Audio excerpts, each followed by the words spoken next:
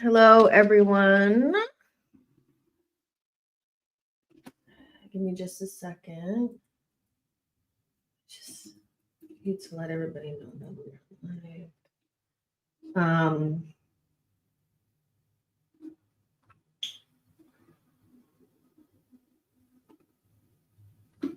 Just pulling some stuff up here. Okay. Ooh. Welcome to a match reaction for Chelsea 1, Arsenal 1.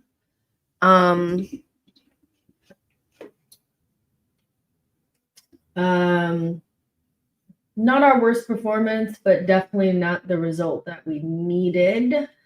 You guys know I've said for the longest that we're not in the title race. Like no matter what it says mathematically, we don't feel like a title team. Like we just don't. And so no matter what the table is saying, like, you know what I mean?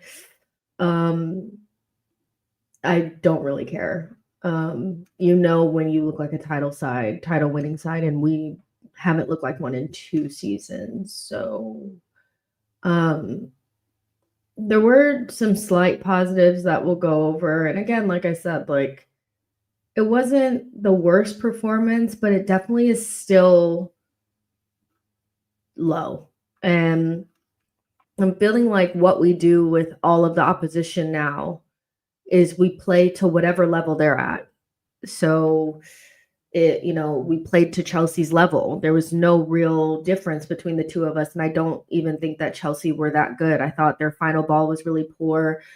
In the final third, they gave absolutely nothing except for like Neto with that one chance where he like clipped it to the back post and Gusto should have scored.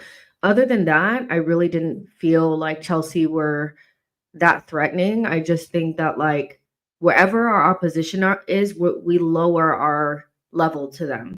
So if we're playing Bournemouth, we play just at their level, and then if shit goes bad, we lose. We play to Leicester's level, we play to whoever's level. There hasn't really been any games this season where you can see a big difference between us and the opposition, except for the games that we played against Leicester. The game that we played against Leicester and Southampton would ended up being a lot more even than it should have been, and the games against lower level sides in the Carabao Cup.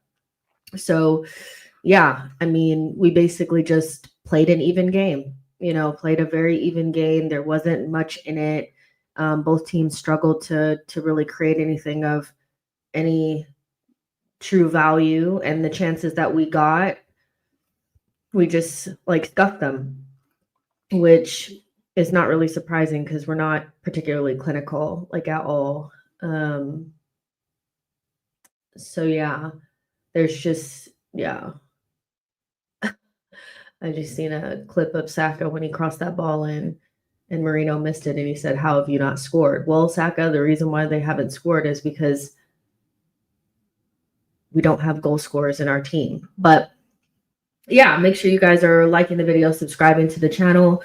Before the game, there was a lot on like Twitter about this being a must win, for us to stay in the title race. Liverpool at the start of today were 10 points ahead of us. And even though Manchester City are not playing well, which I think a lot of Arsenal fans are only focused on City. They're like, well, City, we're only a couple points behind City. City are not leading the race. Liverpool are leading the race. They're clear and far the best team in the league right now, consistently playing at a high level. And this is meant to be their difficult moment, and they're flying through it without any problems. So the constant focus on City really is just like disingenuous when you know that Liverpool are leading the race. And so we needed to win today to try to shorten the distance between us and Liverpool, and we didn't do that. A draw was never going to be good enough. And so if you're in must-win games, though, like in November, I think you just have to call it what it is anyway. Like we shouldn't be in must-win situations in November. We should still be playing with no stress. We should be just winning our games and, like just going through the gears kind of thing. and we're already in must wins in November. I just feel like if you're in a must win in November, you really have to like look at it and be like, are we even really in the race?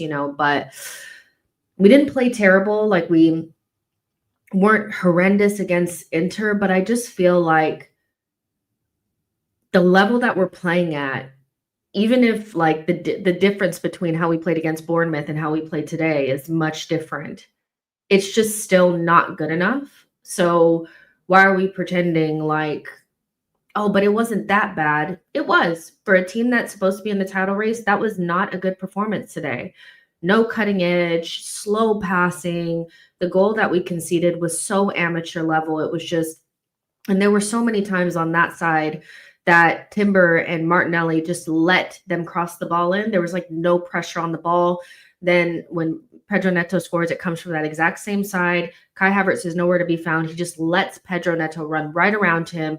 Partey is between our center backs. He's not in any way, shape, or form protecting the back line. And he gets like a wide open shot minutes after we scored. We're just not doing the basics. And so, yeah, is it the worst performance in the world? No, it's not. But we're so beyond these performances being considered okay for us. The level is just so low.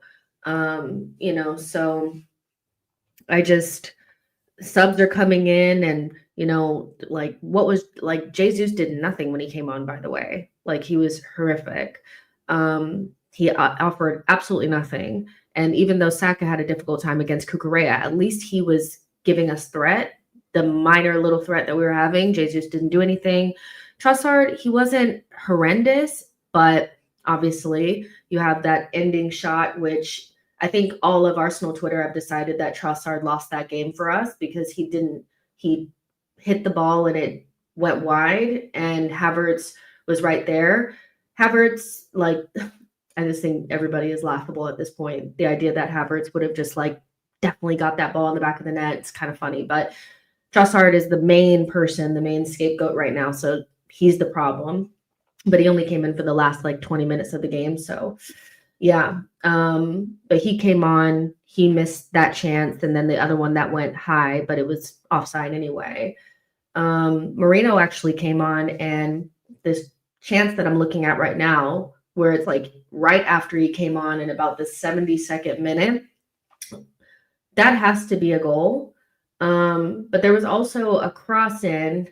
I forget who crossed that ball in, but it might have been Martinelli. It was a cross right into the spot where Ben White should have been on the back post. This is becoming like a very like consistent theme with Arsenal, where whether it's our midfielders, our fullbacks, or our attackers, when our forwards, Saka and Martinelli, are crossing the ball in, they're not hungry to get on the end of these crosses. They're not hungry. They're late because I don't know if they're such in a defensive mindset that they can't remember that they're supposed to be attacking, but Moreno should be putting that in the back of the net. Like, why is it that they just keep missing these chances? But we've missed like several of them in the last couple of games. And I'm just like, guys are not hungry to score. It's just weird, So yeah, but before Moreno and Trossard and Jesus came in, we weren't playing well. So you can try to blame them for the whole game. But the reality is that we really were playing at a low level that whole first half. We got the goal, and then we turned around and busted it open for Chelsea like 10 minutes later. So we didn't play well the entire game. So trying to blame it on players that came in the 70th minute just seems like, okay, I found my scapegoat. Why were we not playing like a must-win game at the very beginning of it? I don't understand. But whatever. Vic says, how do you expect them to get into scoring positions when our wingers are doing wing-back shifts? It takes a toll on the player as well. Yo-Yo says, that was Moreno's first positive performance for me. And he was actually one of my positives. To be honest, I think Moreno and Odegaard were probably the only positives in that game. I thought, Moreno actually helped us get into central spaces. He was press resistant. He was calm on the ball, passing in between the lines, which I'm not really that surprised, because if you've ever watched him play a single game in your life, you would know that he can do those things. But people were so desperate to say that he was bad because of whatever agenda that they had, that it was just like nonsense. So Marino was good, and obviously Odegaard gave us a little bit of classiness in the final third, but it's still just not enough. Like, it's not enough. Really, like, for the majority of the game, I just felt like, and I know that Martinelli scored. So if you say that, he didn't play particularly well, that won't go across well, because it's like, but he scored. But it's no different than what people say about Trossard all the time, is that they have a stinker, but they cover it up with a goal. I thought Martinelli was pretty flat today, to be honest, too. So, and Kai gave us nothing. He gave us fuck all. He really should be onside for the goal that he scored. No reason to be offside. It just happened to be offside. Like, he should be looking down the line and keeping himself onside. But besides that, I mean, he was nowhere near Pedro Neto for the goal. And so if all you really offer is off the ball shit, then I don't know.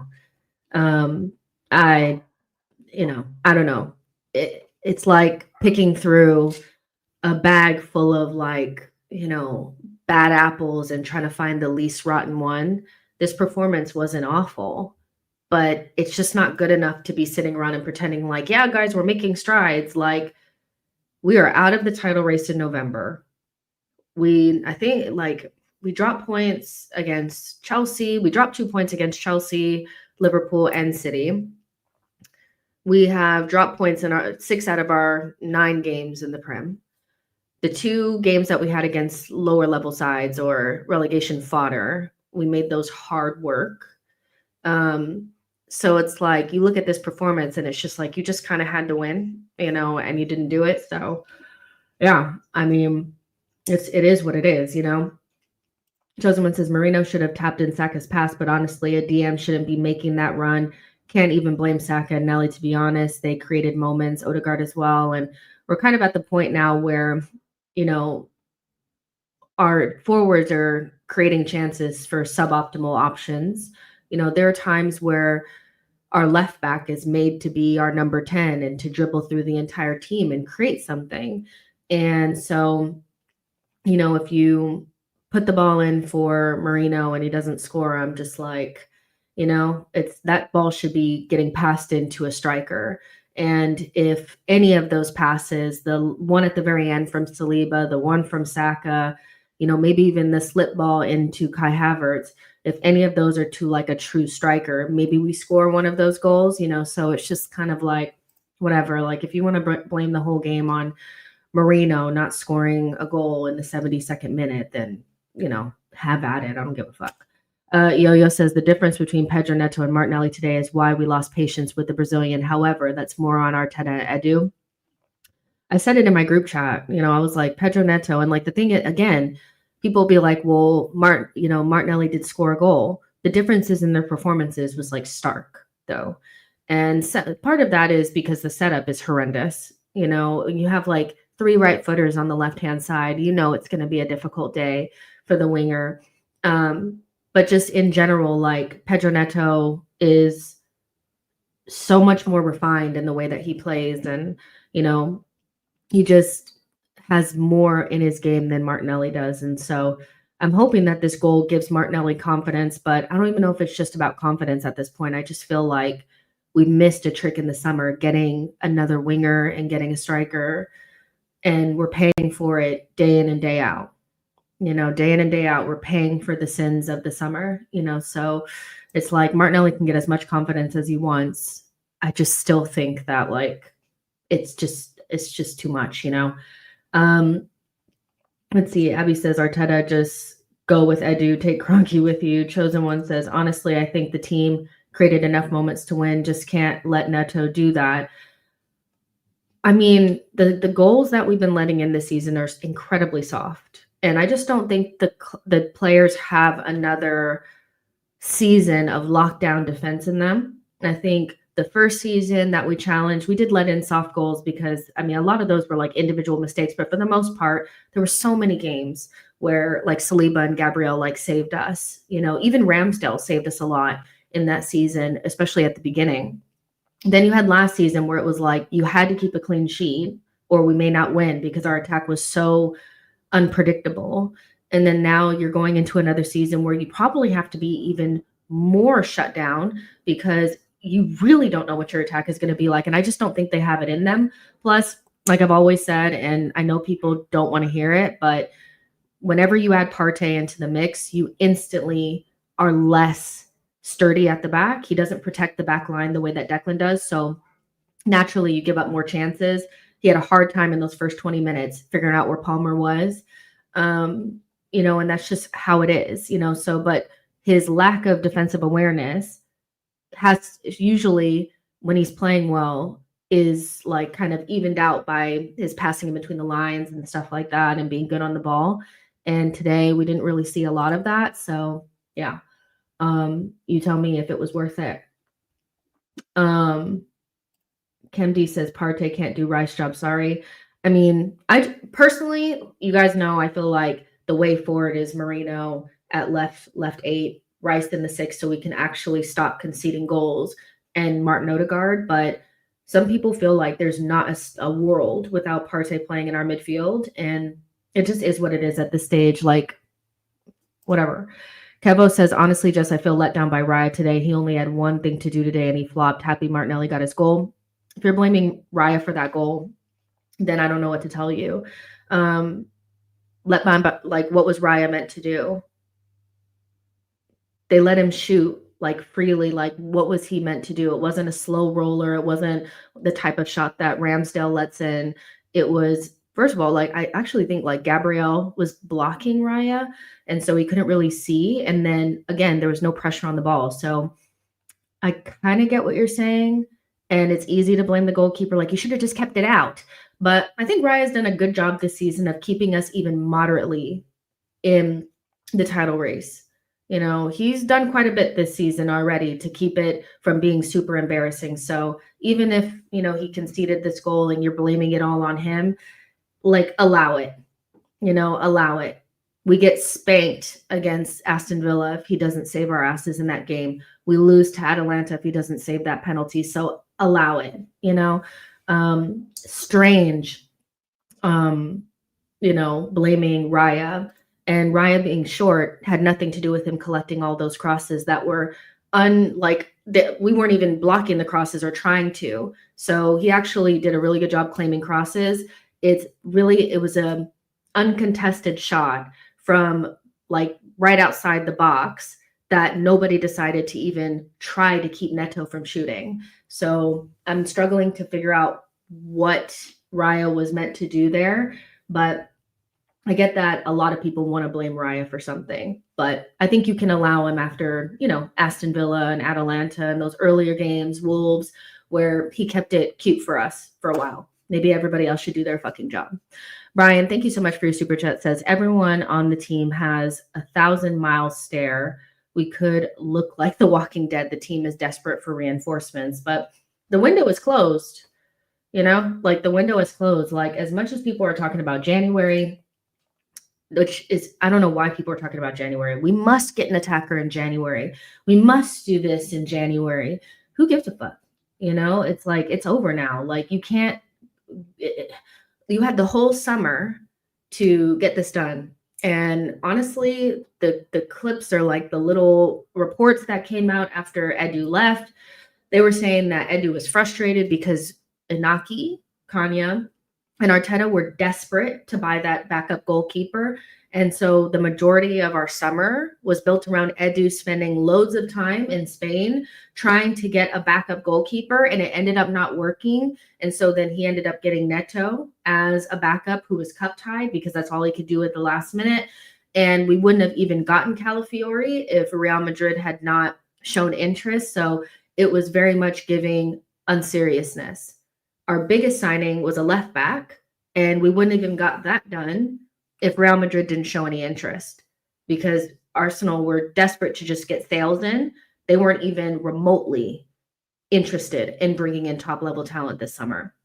So when you do that, and then we get to November and people are looking at the team like, oh, we need a striker. We need a new left winger. Oh, it'd be nice to have this player. It's kind of like, we should have been done that. You know what I'm saying? Like, we should have been done that. Like, it's just weird, you know? The Arsenal perspective says, who's blaming Raya for our lack of goals and creativity? Come on, defense is not the issue. It just feels like my narrative is that I don't like Raya, so I'm going to blame him for every single goal that goes in, instead of like, nobody on the planet has blamed Raya for that goal. I feel like that's just very like low-hanging fruit. Very low-hanging fruit. You know, it's very low-hanging fruit. It's, well, the goalkeeper is supposed to stop goals, so if you don't do that, you failed. Fuck off. Like, seriously, like, come on.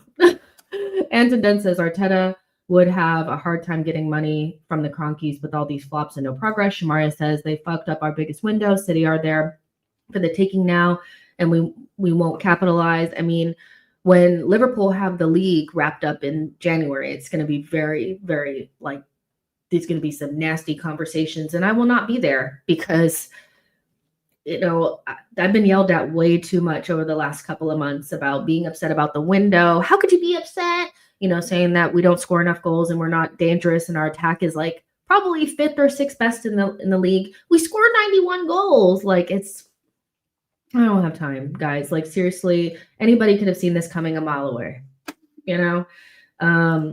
The Arsenal perspective says it's a failure from duty to not have a potent striker after all these Aubameyang for years. Boy says, stop talking about defense. Chelsea were likely to score at least one on us. We needed goals. Chelsea were not all that defensively, like, solid. I think you're trying to say not all that defensively. And when is the attack going to save the defense for one?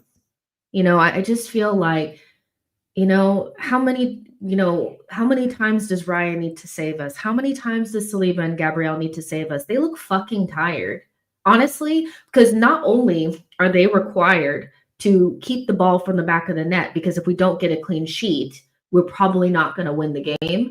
They also have a lot of responsibility to get in the box and score goals and create moments. Saliba created one of our most dangerous moments in the game. Gabriel, since he hasn't scored goals, you noticed how the goals are coming less frequently. So honestly, I think you can allow our defense for a while. I really do. Because our attack never, ever bails out our defense. We never have one of those games where it's like, oh, we were kind of shaky at the back, but so-and-so came up and scored 2 goals, or, so-and-so just, no, it never happens like that. It is always the defense bailing out the attack. If we don't get a clean fucking sheet, we are not winning the game. Like, how could you ever just look at Raya and say, yeah, so Raya was the reason? Like, no, I'm so sorry. That just seems like an old rotten narrative from earlier on in the season where, no, Raya doesn't save us enough. He saved us a fucking lot. He saved us a lot. Chosen One says, Jess, would you be upset at a cup and 2nd or 3rd? Would that be a better season than finishing 2nd while taking it to match day 38? I mean, I don't know.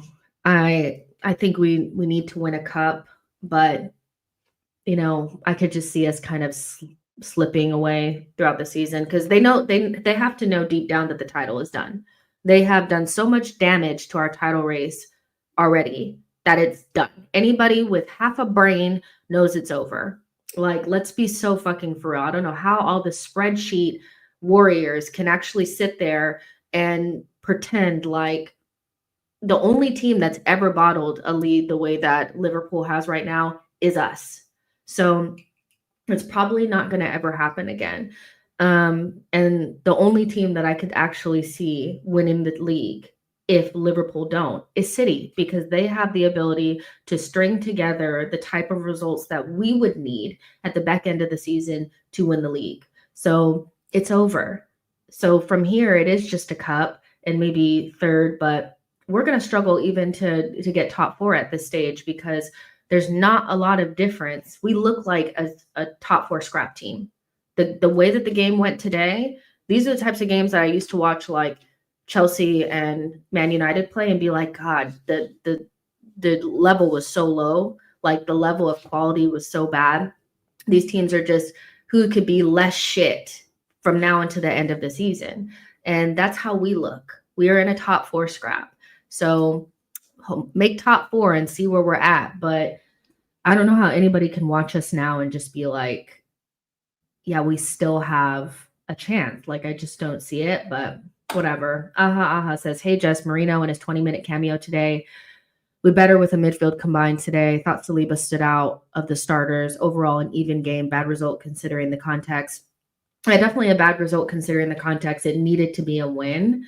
That's for sure. And it was pretty much an even game, which is pretty much the standard this season, is that there's not really been a single game this season. I'm really trying to think where I thought we were getting battered. I think for the most part, the games are pretty even, except for maybe Aston Villa. I think they battered us for like a good 20 minutes in there.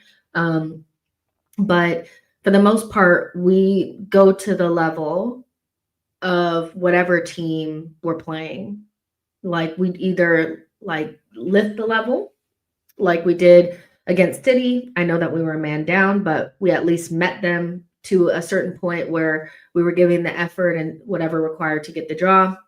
Or, we were very even with Liverpool. We should have probably won the game, but in the second half, instead of being brave and overpowering them and winning the game, we kind of did whatever and fucked about.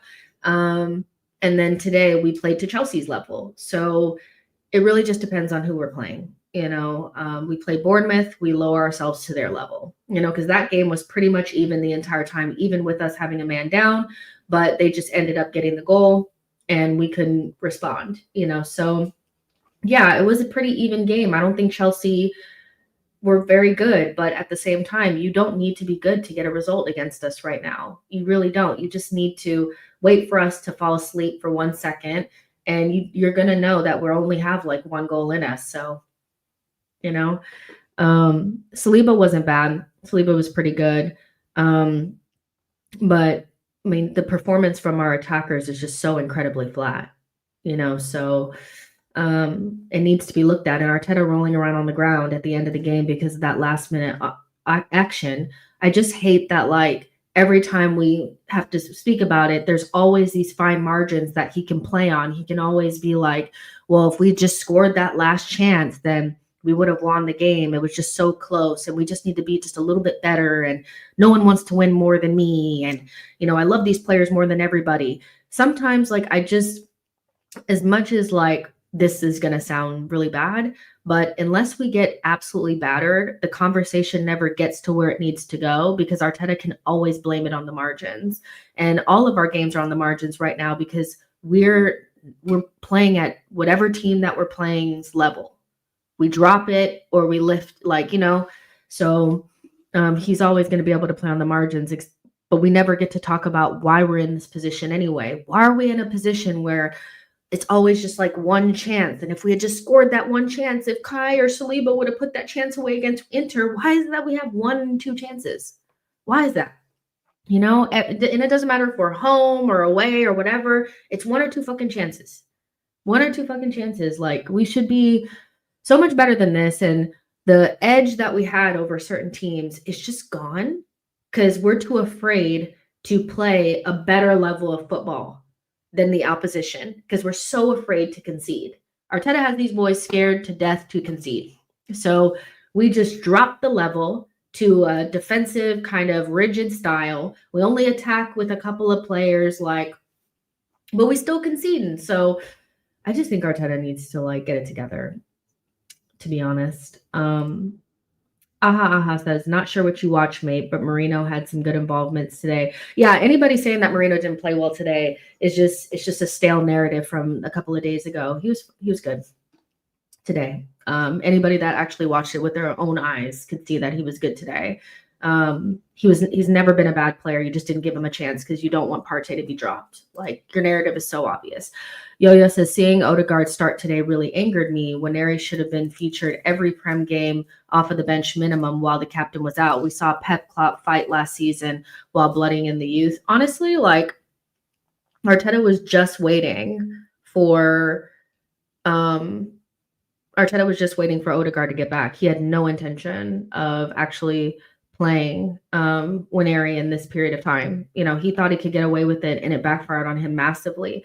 There's just our results and the way that we played was just nowhere near like the level that, you know, it never made sense to do what he did. Our level just dropped so low. And so if we're going to play at a low level anyway, you might as well at least blood in a player that has his life ahead of him in the position that we need. You know, Nwaneri from here on out probably won't get any minutes besides that Carabao Cup. And, you know, Arteta's so fucking scared anyway, he might not even start him against Crystal Palace. So sucks. It really does. But Arteta does this every season. Willian versus playing ESR and, you know, whatever. He waited a long time. Rob Holding instead of Kivior. Like every year there's somebody that he could play that's a better option than what the fuck he's doing. But he does it anyway and we drop points. So it's like, I don't really care. South Gunner says, did you see Neto's goal? Yeah, I think everybody saw it. Yeah. Boy says Nwaneri should be starting now with Odegaard. Yo-Yo says, called it before, boy, that Arteta has made us into a cup team by relying so heavily on set pieces and clean sheets from last season. We're not even good at set pieces. So yeah, like we're not even good at set pieces at this stage. Let's see. Mr. Happy says we need to bin off Sterling and Jesus and bring in one quality forward. That's not going to happen. If they weren't willing to do it in the summer, what makes you think they're going to do it in January? They had the biggest summer of their lives, and they decided to bring in Sterling on the last day. Like they have no balls. Like they're not the type of team that, because now that the freaking thing is done now, the title is done now. What is the like reason to bring in someone? You know, they're just going to go with what they had.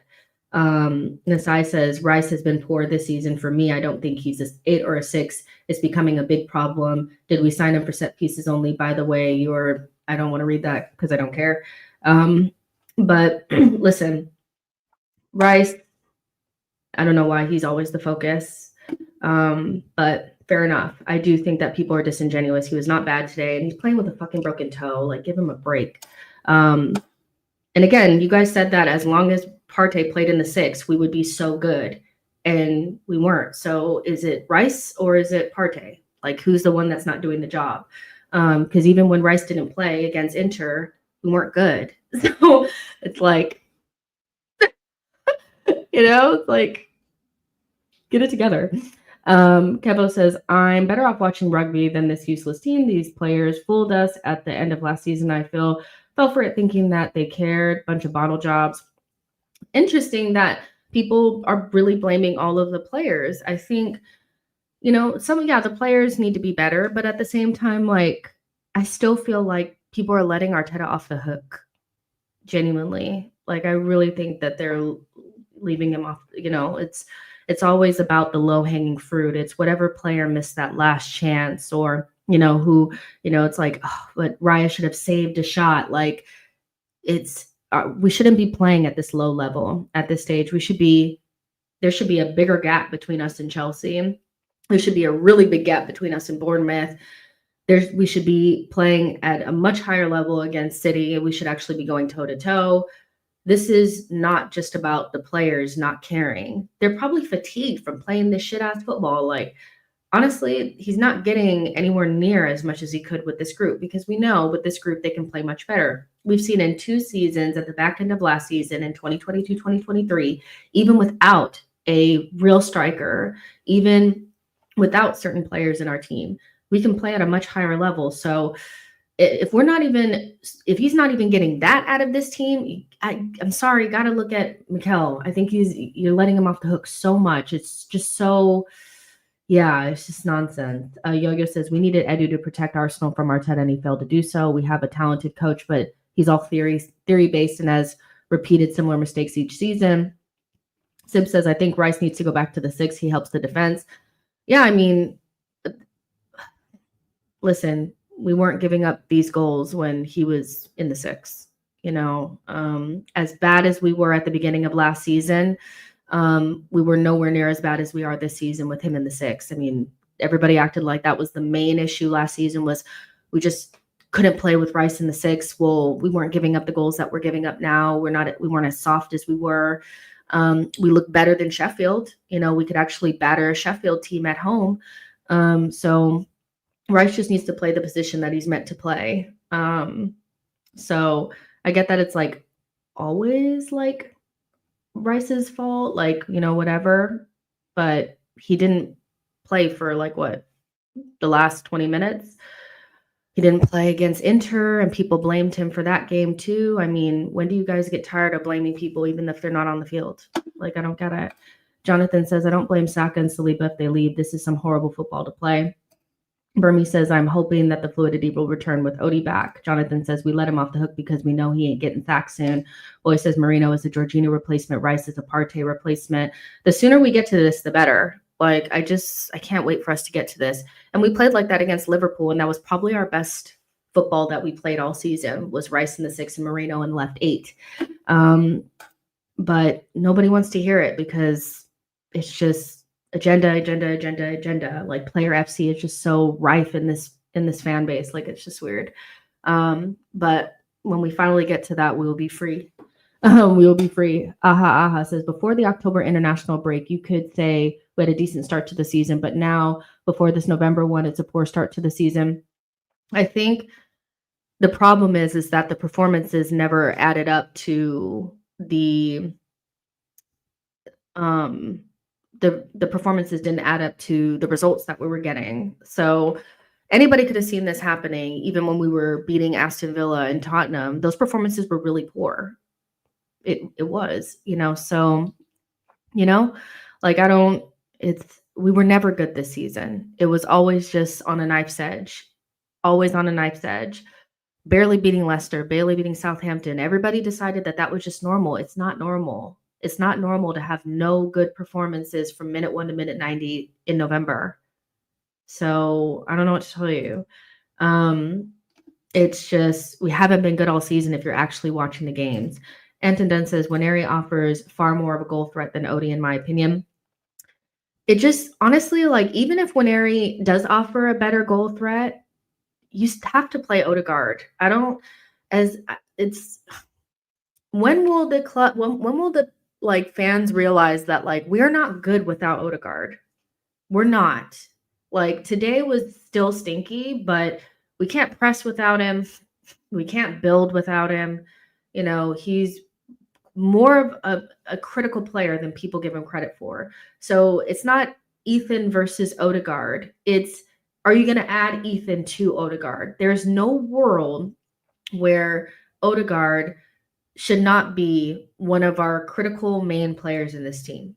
I don't know what it's going to take for this fan base to get a fucking clue. Like, honestly, get a clue. Odegaard is so critical to this team. It's ridiculous. And a lot of that is because Arteta can't coach without him. He has one player that everything is built around.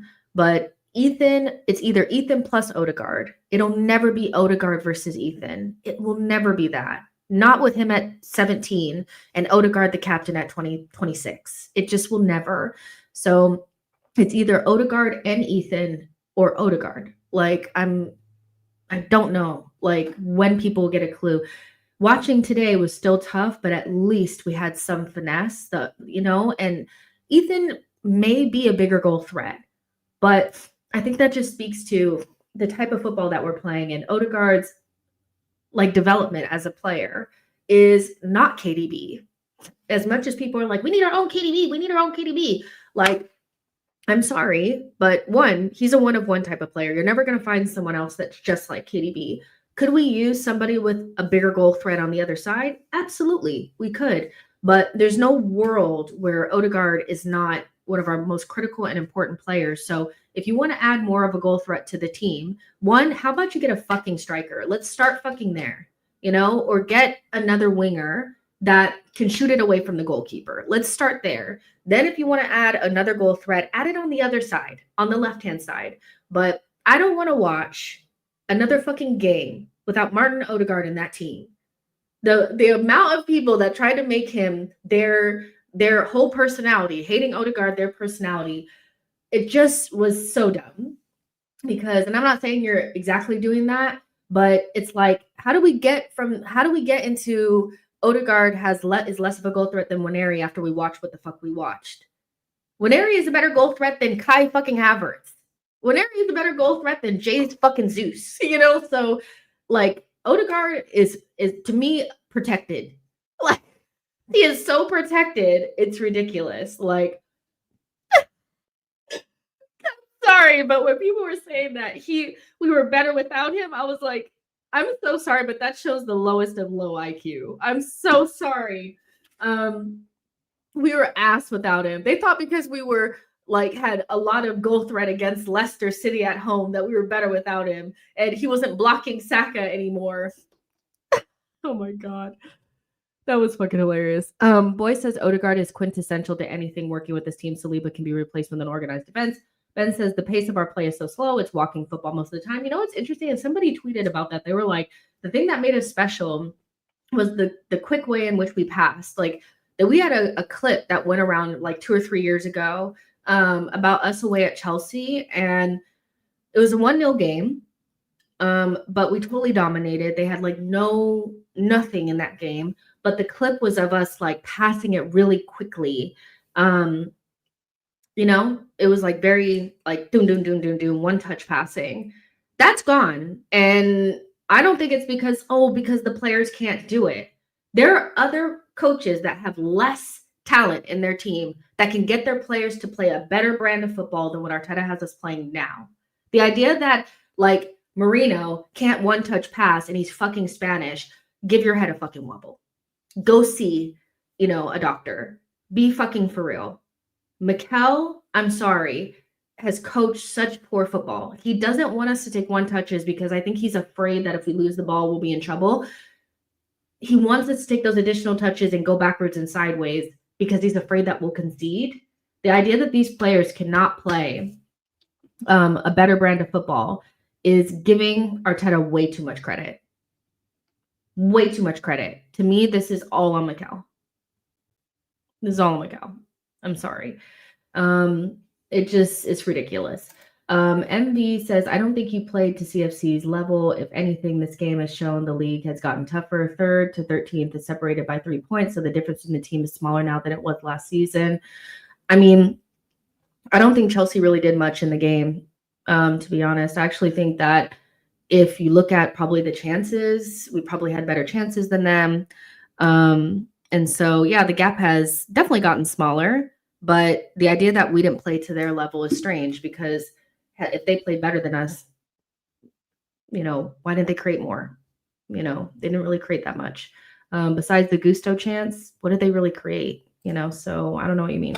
DK says, I don't want to hear people saying Marino was trash today, wasn't perfect, but he changed the game. I don't think people watch the football, to be honest. I think whatever narrative they come in with, even if it's stale as fuck, they come in with it and they're like, oh, he was just trash. Like, no one that actually watched the game could have thought that Marino was not good. I'm so sorry. So, yeah, but I get we have to protect certain players, even though they played 90 minutes today and was not good. So, Kitty says Marino was a terrible signing. Not sure what our transfer team is doing. I mean, did you watch the game or no? Or you guys did you watch? It's weird. Boy says we would have 2 thinking midfielders with Odegaard and Waneri. Last time we had 2 thinking midfielders, it was Xhaka and Odegaard. It's not deep. It's really not that deep. Like, move your marquee signing that's known for protecting the back line into his natural position.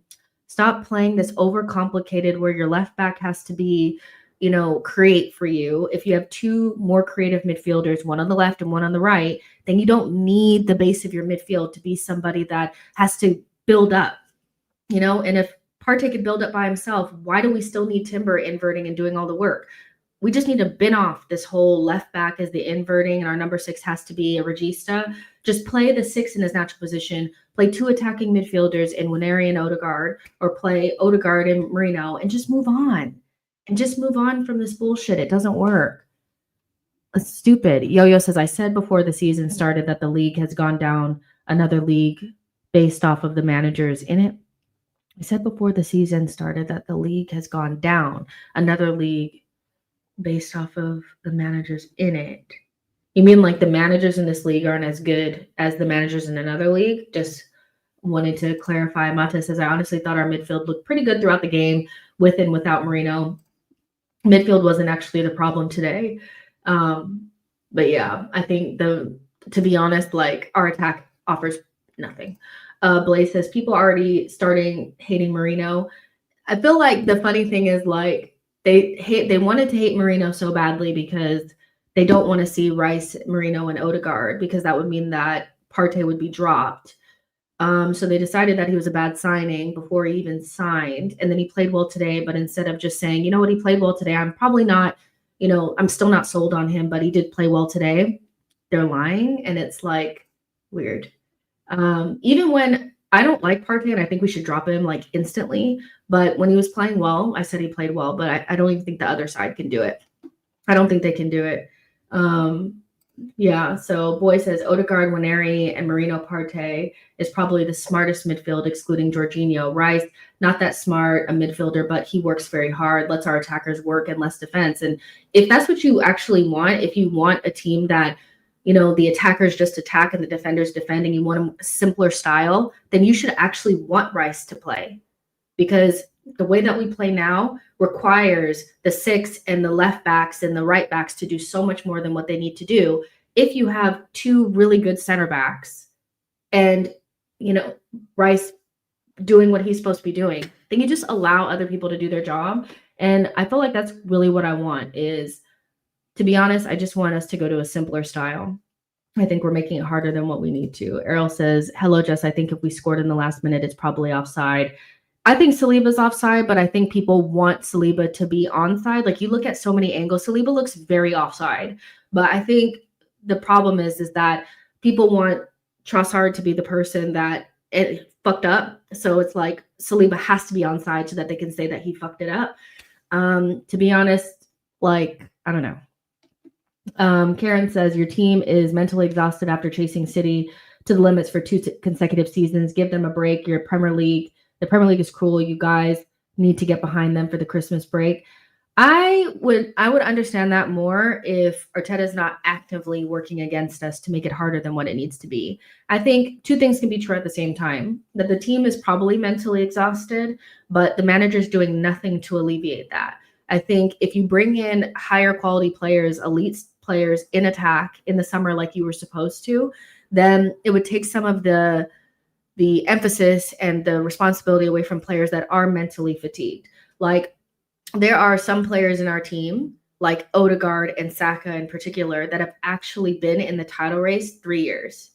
Like this, or not in the title race 3 years, but they were in our top 4 race and played almost every game and every minute. And when we failed that, and then the 2 failed title races after that, they're the players that actually worry about mental fatigue. I'm not worried about Rice and Kai. They've only done it once. They really don't have an excuse. But Saka, Odegaard, they have a fucking excuse. They should be tired. But when every day you wake up and now you're watching Kai Havertz and Martinelli, and these are the people that are supposed to lighten the load for you, I'm sorry, but it's kind of like I'd be fucking tired. I would be too. So 2 things can be true at the same time. That of course our players are probably mentally fatigued, like Gabriel. He's probably mentally fatigued. He plays almost every single game. Was in that top 4 race that failed, which was a tough season as well. I think people forget about that one. And then the 2 title races after that, plays almost every single game, 90 minutes all the time. But when the club doesn't support you with players that are going to make it easier for you, I would love to see the group chat. I know the group chat, somebody's group chat has been like, why don't we just buy a striker? I'm so sure. Let's see. Rice should be our safety latch. He's most comfortable defending. We're overcomplicating things to justify Arteta's desperate pursuit of double inversion. And I think Yo-Yo hits the nail on the head. If you want a simpler way of football, then you should be advocating for a defensive player to play in a defensive position. Your DM doesn't have to be, just because Pep plays with Rodri and Rodri does a lot of building up and stuff like that, doesn't mean that we have to do that too. But people are so obsessed with this complicated way of football where our left back has to invert and our DM has to be this guy passing between the lines. When if we just had better footballers closer to the goal, we would score more goals. There's plenty of teams that don't play with our style of DM and do just fucking fine. And you don't buy a DM that is like his best elite quality is winning the ball back and then play him at left center mid because you want to continue to play your stupid way of playing. So we are overcomplicating it. You should, in theory, be able to be more aggressive attacking wise with Rice as your DM.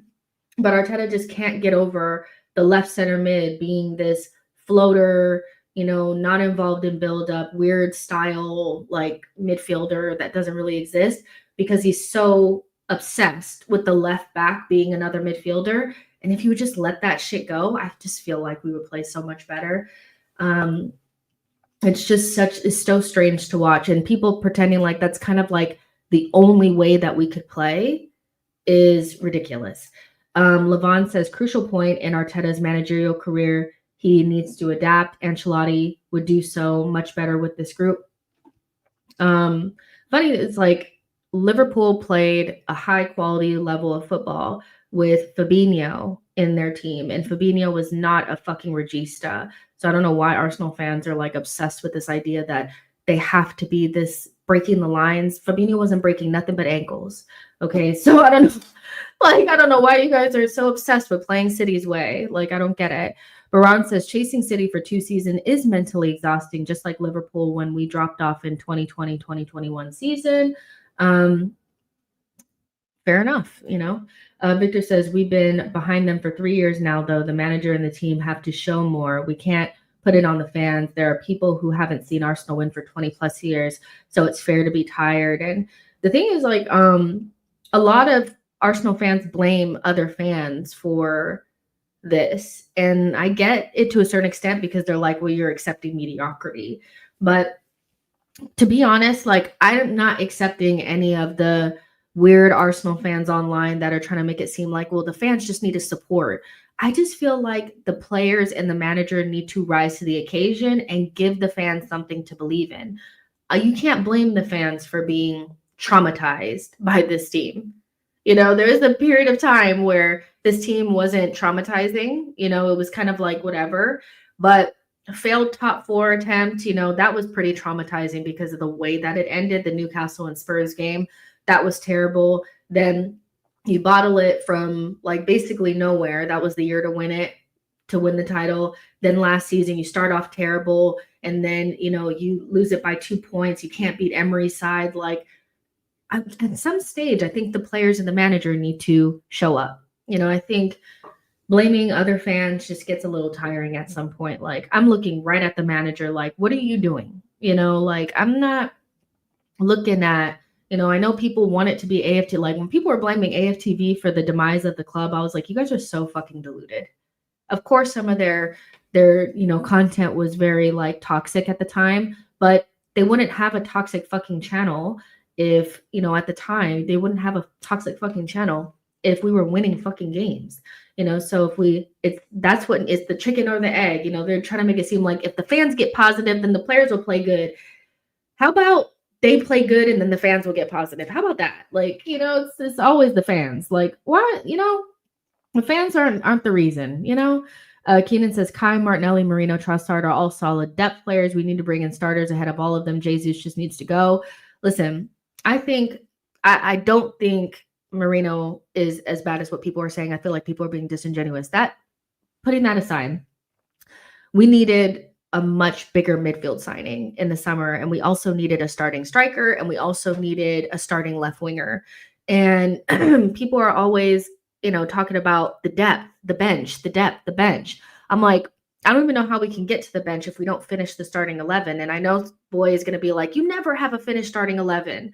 But the point is that there are major gaps in the team now that are so obvious to see that if we don't just get them done, we'll never, if Kai, Martinelli, Marino, and Trossard are your bench.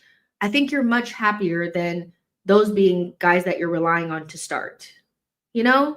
So I agree with Keenan's point that, like, it's they can be on the bench and it's fine. But if these are your starters, like Saka and Odegaard are so clear of Kai and Martinelli in terms of what they offer to the team. They need players in those front two positions that are on the same level as them. And I know Saka wasn't amazing today, but he has to be amazing every day because there's no one else. And he still created a really good opportunity, two really good opportunities. He put a really good cross in the first half that I think Martinelli ducked for. And the commentators were saying, like, no one even went to it. Kai wasn't anywhere to be found, and Martinelli is ducking. See what I'm saying? So I feel like Arsenal are just pretending like this is good enough, and it's not. And I don't know why. AJ is saying, are you mentally fatigued from doing your job every day, Jess? Yeah. Hell yeah. Shit. I'm like, this season, like, I love talking to you guys about Arsenal down. Like, I will, obviously, like, but do I feel the same level of, like, anxiety about it and passion about what we're doing than I did in the first 2 seasons that we challenged? Absolutely not. In the summer that we got Kai and Rice, I was very, like, fired up. Like, very fired up. I was like, we just barely missed out on it. If we just buy a striker, rejig the midfield, because I thought we needed to bring in 2 midfielders. I've always felt like the midfield is a puzzle that Arteta has struggled to solve. And if we just did that, then we could win the title the next year. And we just did the unthinkable. we just did the unthinkable.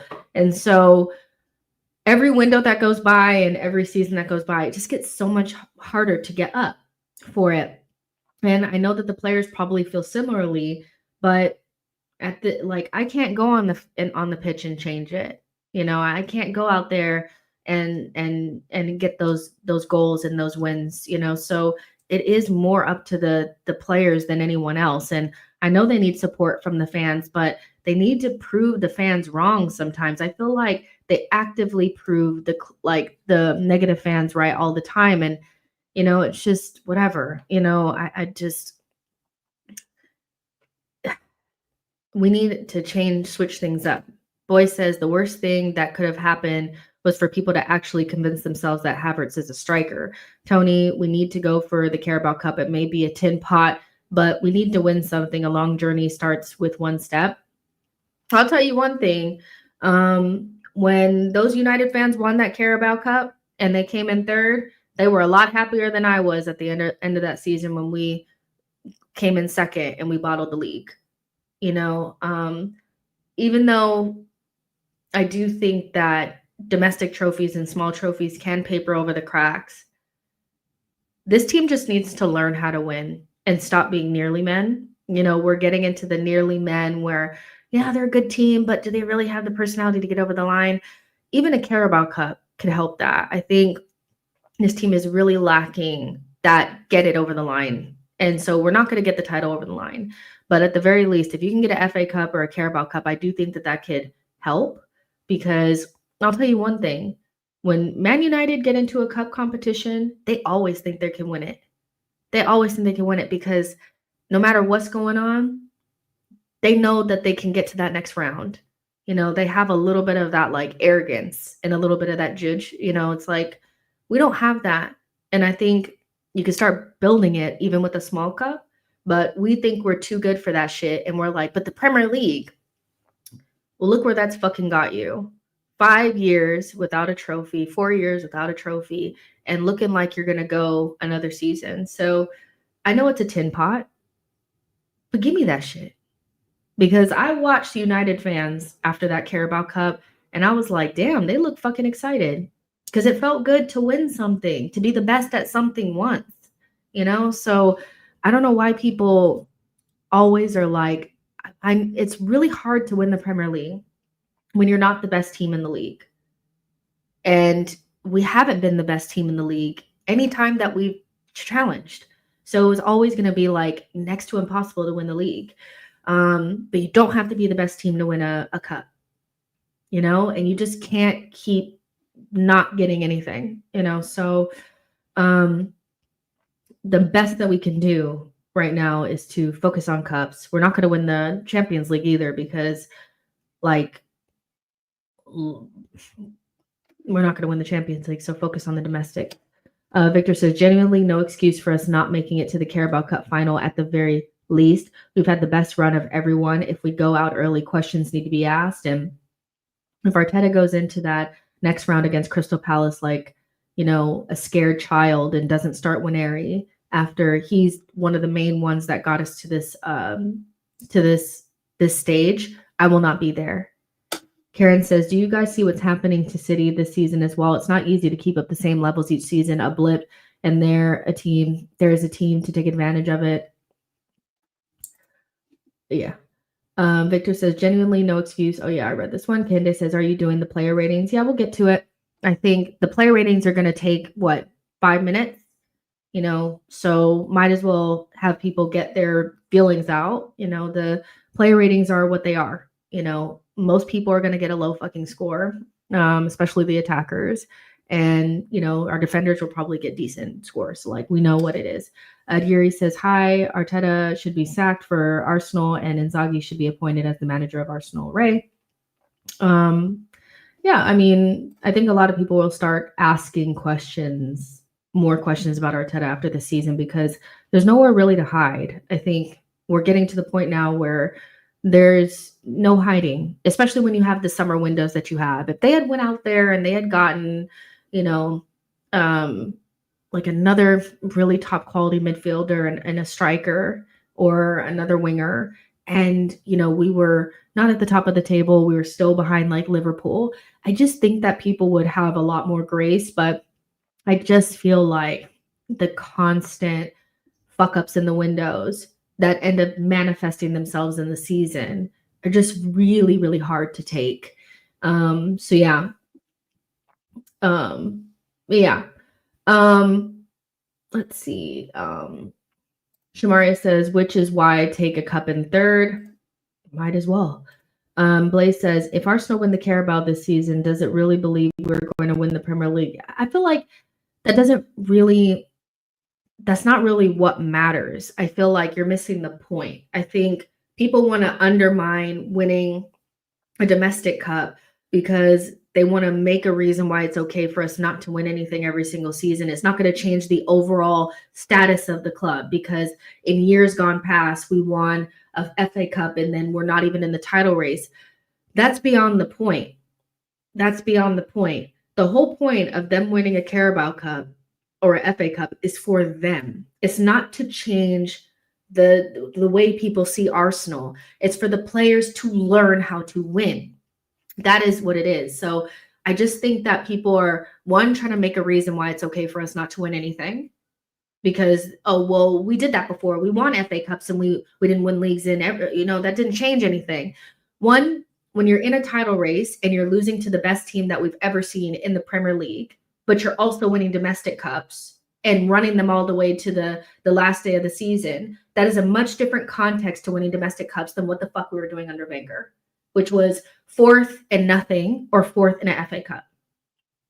The context is so different. But the main point of winning anything is to get these players out of their nearly men mindset and have them learn how to win. That's it. It's not about how people are still going to view us as a nothing club. But these players are learning how to be losers in front of our minds, right in front of our eyes. So it's not about, does the Carabao Cup change how people feel? Who gives a fuck? Who gives a fuck what people think about us? It's about, do these players know how to win? They don't. It's clear that they don't. And they need something to fucking smile about. These players are walking around like they're at a fucking funeral.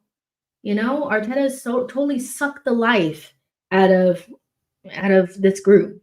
And so a Carabao Cup, a little bit of silverware could do a whole lot of good for a team that's just hasn't won anything. Because the FA Cup was won by a separate group of players, so It's not about how the everybody else looks at us. You know what I mean? CE says that run that Kai had at the end of last season was the worst thing that could have happened because it made the club think that we could go all season 20 plus goals. Imran says, relax. It's only game week 11. Arsenal can still win the league. There's still a lot of football to be played. It's just one of those things that people say, even if they don't believe it. You know, you're 9 points behind. If we were looking at another team, we were in Liverpool's position and another team was in 9 points behind us, we'd be saying that they didn't have a chance. So I know that we have to think glass half full, but like the reality is telling people to relax when we're 9 points behind Liverpool and not playing well is so disingenuous. Stop telling people to relax. Like, you know, if you want to be relaxed and delude yourself into thinking that we can win the league, do that on your own time. You know, do that with yourself, you know, but I get tired of people continuously telling people that are looking at things realistically and not from a rose-tinted Arsenal glasses to relax and stop being negative. We are 9 points behind Liverpool in November and playing poorly or not good, whatever you want to call it, whatever's going to make you sleep well at night. So I don't want to hear relax anymore. People were telling me to relax when I was saying that we weren't playing well when we were getting the results. You cannot tell me to relax now. Please. Like, stop. You know, it's kidding. At this point, it's like, let's just be fucking for real, you know? Let's be so serious right now. Yo-Yo says, I'm only watching cup games this season. Shamaria says, the sooner people accept it, the better. I just feel like, and then what will happen is if we like, I just feel like every time there's always like an excuse or a reason, and you know, a certain part of the fan base focuses on the negative fans and instead of focusing on what's actually happening. The manager is completely lost and has lost sight of what made us good in the first season. You know, the first season that we challenged, there was a lot of good things that we could have still taken from that season. And he's completely derailed that by being a coward. And that doesn't have anything to do with, you know, it's like we get one chance and then he blames it on that one chance. It's like with the players that you got, that you've constructed this Frankenstein, this is your team. There is no way you can play this stiff style that doesn't create chances in abundance and have Kai Havertz as your main striker. No, you can't, you know? So at the end of the day, I just feel like stop blaming the players, stop blaming, you know, the other fans and start looking at the manager. He's always the one that never gets any blame, by the way. It's always the players, you know, they find a scapegoat. It's Martinelli, it's Trossard, it's, you know, Partey, it's Rice, it's, you know, it's Raya. It's always one player that's the scapegoat. And if they had just, no, Mikel, he built this team. He is the one that's having them play this way. Because Arteta never gets anything, like he gets everything that he wants. So it's not like he didn't create the situation. He's always the one that gets away with it. Always.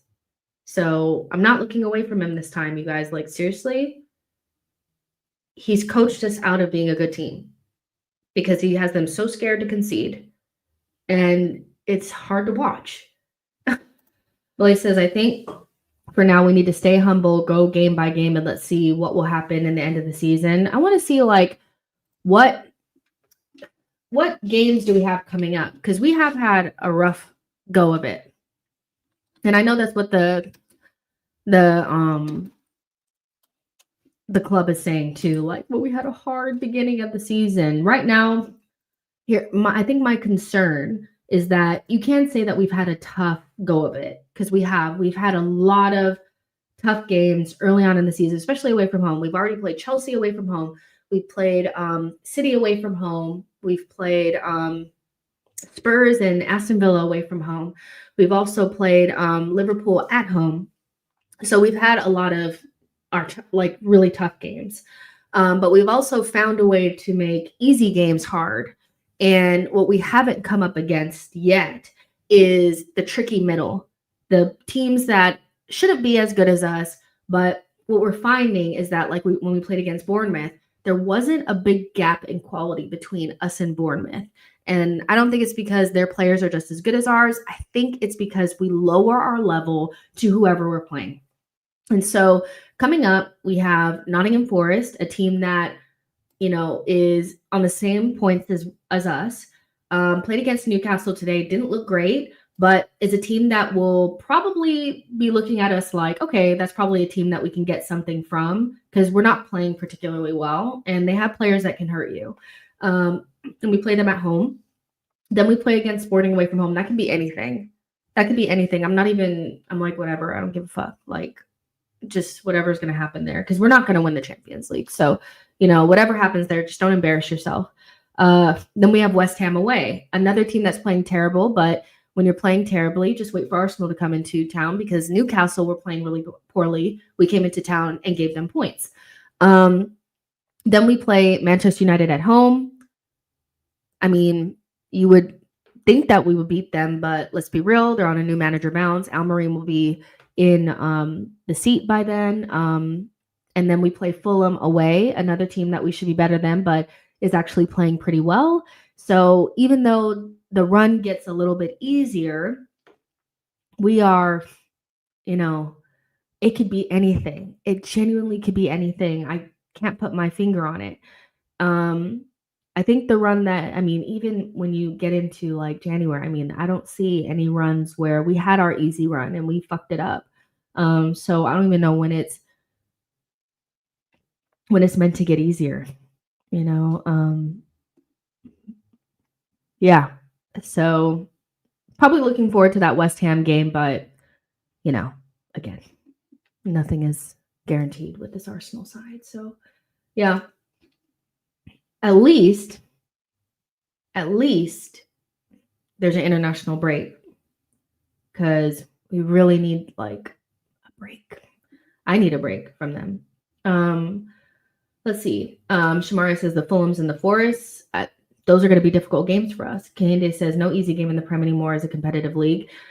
It's not about it being an easy game. It's about a game where I'm going to see a genuine gap between us and the other teams. I do think that people are incredibly disingenuous when they say something like, there's no easy games in the Prem. Anybody can hurt you. Everybody, blah, blah. But you still expect there to be a gap between us and those teams. You expect us to create more chances to them than them, or there's a problem. And the fact that all of our games are very even is a red flag, So as much as everybody, like there's no easy games in the Prem, there were games last season that we were just way better than the other side. We just were so much better than them. Even games that we weren't even at our best yet, there's still a big gap between us and the other team. First game of the season against Nottingham Forest, we may have only won 2-1, but they weren't even really in that game. They scored that one goal that they scored was like at the very end of the game. It was like really nothing. Crystal Palace, we only beat them 1-0, but there was still a major gap between us and them. Like we were clearly the better team. We just, Nketiah was playing up fucking front, so right now when we play against there's not a big gap, so I'm concerned that there's no easy games doesn't mean that we shouldn't see a gap between us and Fulham or a gap between us and Forest. And those are the games that I'm more worried about because last season we saw a gap between us and those teams in some respect, not really Fulham, but like Forest and, second half of the season against West Ham and stuff like that. I'm really concerned that we're dropping our level to whoever we're playing. Nico says, Jess, what do we do with this manager? I said that at the end of the season, if he doesn't have any trophies, he has to go. And last season kind of let him off the hook because I was like, well, it depends on how you finish the season. If you're within a couple of points of City, then you can kind of see it. But I still felt like going out of the cups the way that we did was embarrassing. So this season, there is no wiggle room. I don't think there's any excuse to not be in the title race and also not win any trophies. If we're not in the title race now, we should 100% win a trophy because there's nothing that's, it's not like all your focus is on the league. We should be able to kind of waltz into the top 4 now, finish 3rd or 4th, and just go about our business and win a trophy. But that feels very difficult for this manager. So CE says, unfortunately, as long as Arteta makes top 4, the owners won't put pressure on him. There's no pressure on Mikel. Yo-Yo says, we normally see significant changes during the breaks for good or bad. We can assume some players will return, but other players will be out. Yeah, I think the best thing that probably could have happened to us, unfortunately, is Saka and Rice both being injured. I think both of them should pull out of England duty. Also, Odegaard not going to Norway gives us a break, but it's strange because Kai Havertz and Trossard both ended the before the last international break really well. And then Kai didn't go to international duty. He stayed home for 2 weeks. And then Trossard scored a goal and got an assist for Belgium and played really well. And neither one of them have looked good since. So I agree with Yo-Yo. Sometimes it's for the good, sometimes it's for the bad. But we have to assume that Rice, Saka, and Odegaard sitting out, hopefully, means that 3 of our best players, because no matter what you say about Rice, he's one of our best players, and you just kind of have to get over it. He's one of our best players, and having him at his best is important. He has a broken toe, for fuck's sake. Burmy says, the next run of games will tell the tale of whether we fight back or capitulate. Boy says, I'm still convinced that it was Arteta's coaching that got a bunch of these players looking as good as they did the last 2 seasons. That is not their level. And I agree with Boy. I think that this is why I just don't think you can just blame the players. I think there's been opportunities to upgrade on certain players and we haven't done it. And Arteta was coaching them at a level where we looked much better than what we actually were. And now that Arteta is no longer coaching them that way, we're losing some of those players. And now it's kind of like, it's really obvious that they're not as good as what we thought. So you either needed to upgrade or you needed to continue to coach them in a way that got the most out of them. What you're doing now is you didn't upgrade. So you left those players as the starters and the players that we have to rely upon, but now you're coaching them in a way that doesn't suit them anymore. And so all of that just adds up to Arteta not doing a good job. Let's see. The Real Hustle says this broad don't know what she's talking about. Who says broad anymore? Like, honestly, what planet are you on? Where did you come from? Are you from the 80s? Like, be serious for 1 minute. And you're watching a broad that doesn't know what she's talking about. I don't waste time watching stuff that I don't think the person actually knows what they're talking about. So, yeah, I don't know what to tell you, the hustle. Boy says ESR will score against us. It's written in the stars. Blaze says Rice wasn't called up by England. He was. The Real Hustle says it's common for teams that have been very consistent to have dips in form like Arsenal. I get what you're saying. So essentially, because I'm saying that this is not a dip in form and that we won't win the league, I don't know what I'm talking about. But every year that I've said that we weren't going to win the league, I was right. So how do I not know what I'm talking about?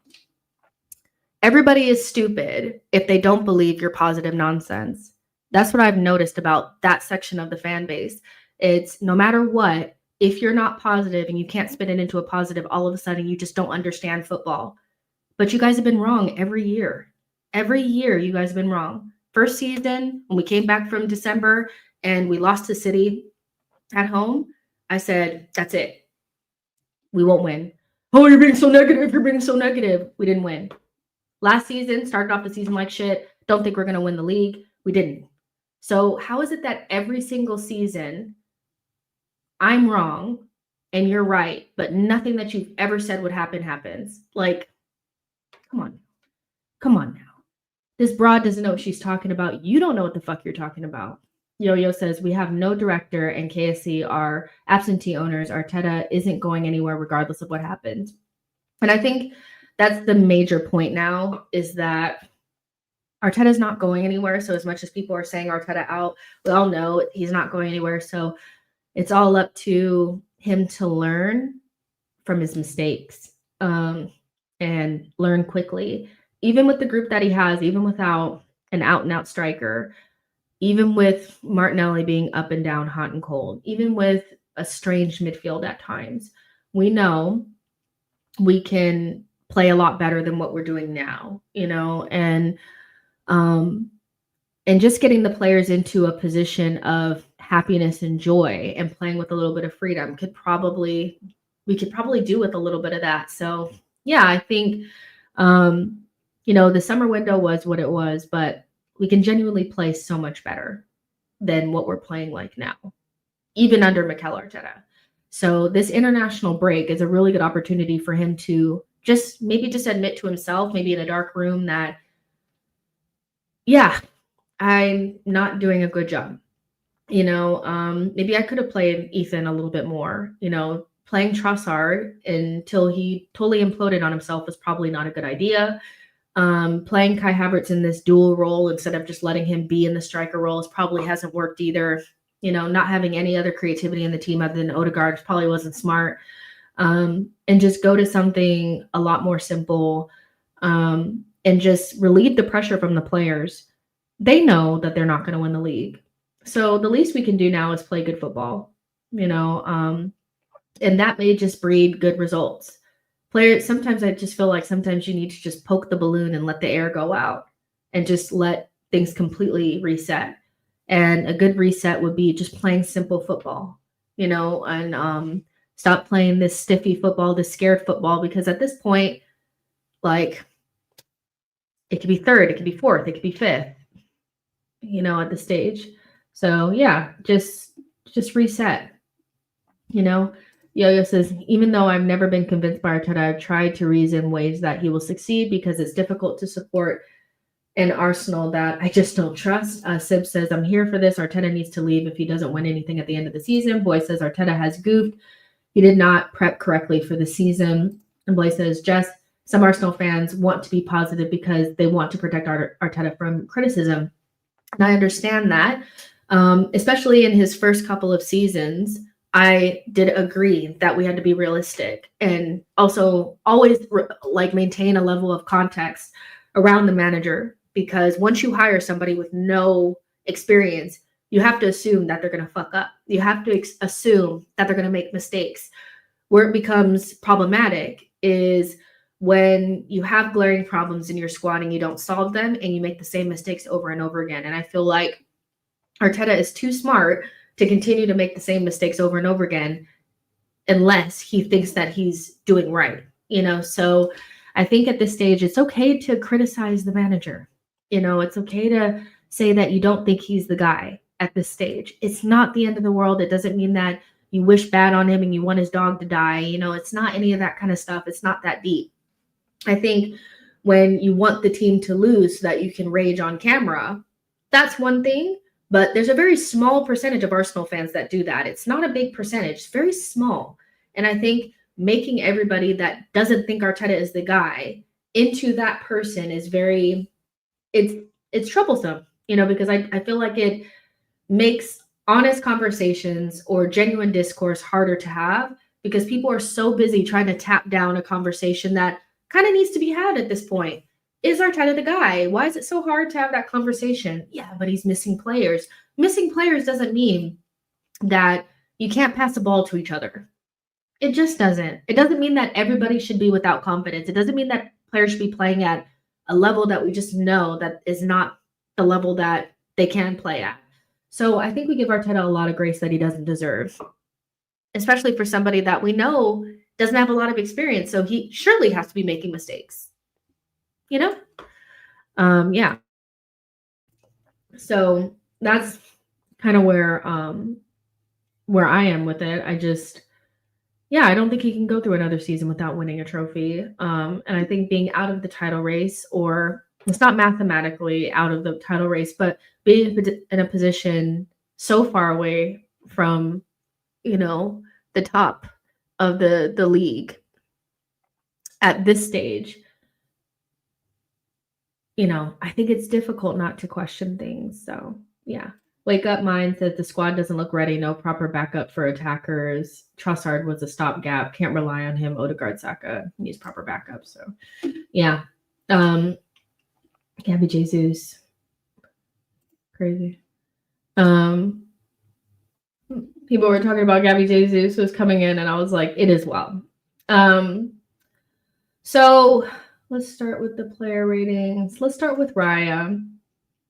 I actually think that he did a good job claiming those crosses, and I think also not only just claiming the crosses, but doing the sweeper keeper role, because he could have got that really wrong, and they could have gotten, penalty, or he could have been sent off if he got it wrong. So I think he did actually a really good job. I know people want him to be at fault for the goal, but when you watch it, and I've watched the goal over and over and over, I really just think that Pedro Neto gets a really wide open shot, and there's not much that Raya could have done about it.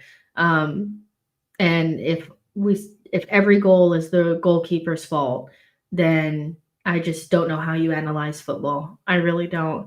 But he claims so many of those uncontested crosses that we were just allowing Chelsea to cross him. The amount of crosses from both sides that nobody got out to was actually ridiculous. And I don't know if it was on purpose, because we know Raya is good in the air, but I like to see my team stop a couple crosses, to be honest. Gusto could have scored off of one of them. We're lucky that he didn't, that it fell probably to a fullback and not a real attacker. But I think all in all, Raya did a good job. I don't really know what else he could have done.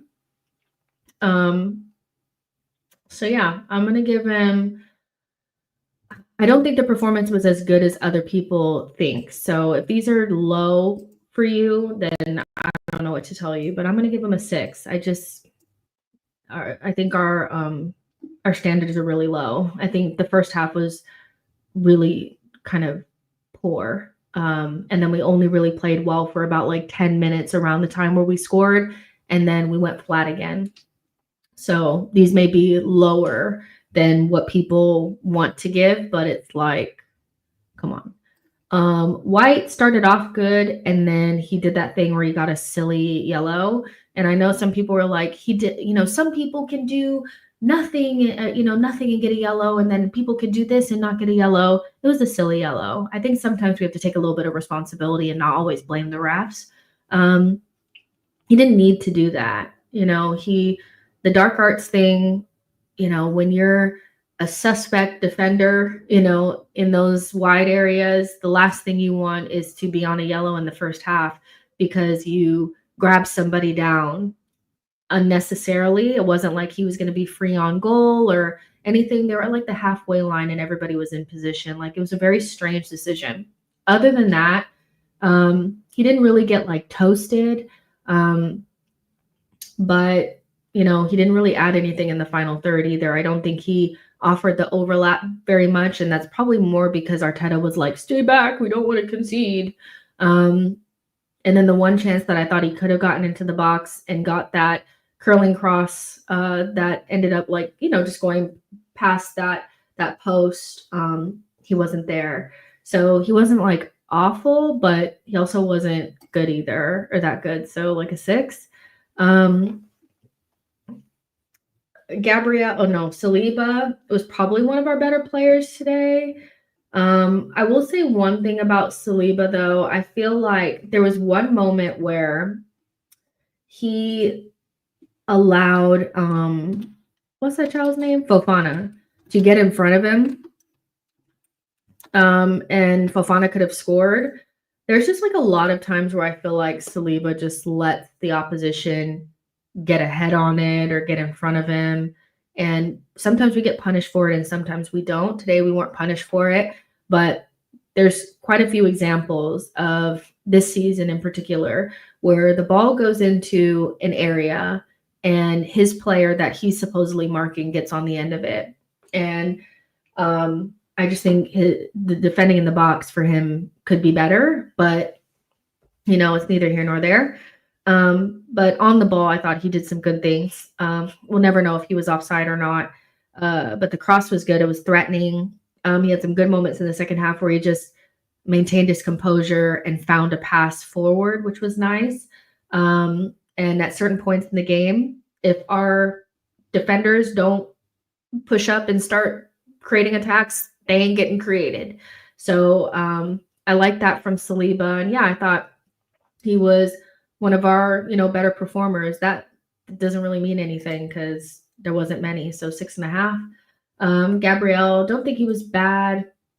I think he was right in the same category as, Ben White and, Saliba, right in that category of, it's not like you were terrible, but like, it was just like whatever, it wasn't like there was any like goal saving challenges or anything like that. Chelsea were really poor in terms of their final ball. So most of the time when they crossed the ball in, Raya scooped it up, so it wasn't like there was a lot, so I'm going to give him a 6 as well. It was like not bad, but also not anything to write home about. I thought our best probably fullback was our best defender was Timber. He probably gave us the most. It's just tough for Timber because he's not left-footed, so it's always awkward on that side. But I thought he had some really good moments, and I just wish he was playing on the right. But as long as we have a rotating group of sick notes on the left-hand side, he will play a lot of minutes on the left, and that's unfortunate. Don't know when Calafiori is coming back. Tomiyasu doesn't exist. People were calling for Zinchenko in that game, and I thought that they had smoked the highest grade of weed. I don't know what you were thinking if you thought Zinchenko should have played in this game. Maybe Tierney will come back soon, and maybe we could play him on that side. But I'd much prefer to watch Timber on the right, but I thought he did well on the left today. I'm going to give him a 6.5. I thought him and Saliba were probably our best back there.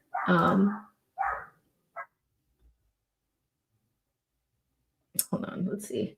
Also, just hold on for a second. I'll be right back, but dogs are barking and I need to make sure that they're alive or nothing crazy is happening. What's going on? Hello?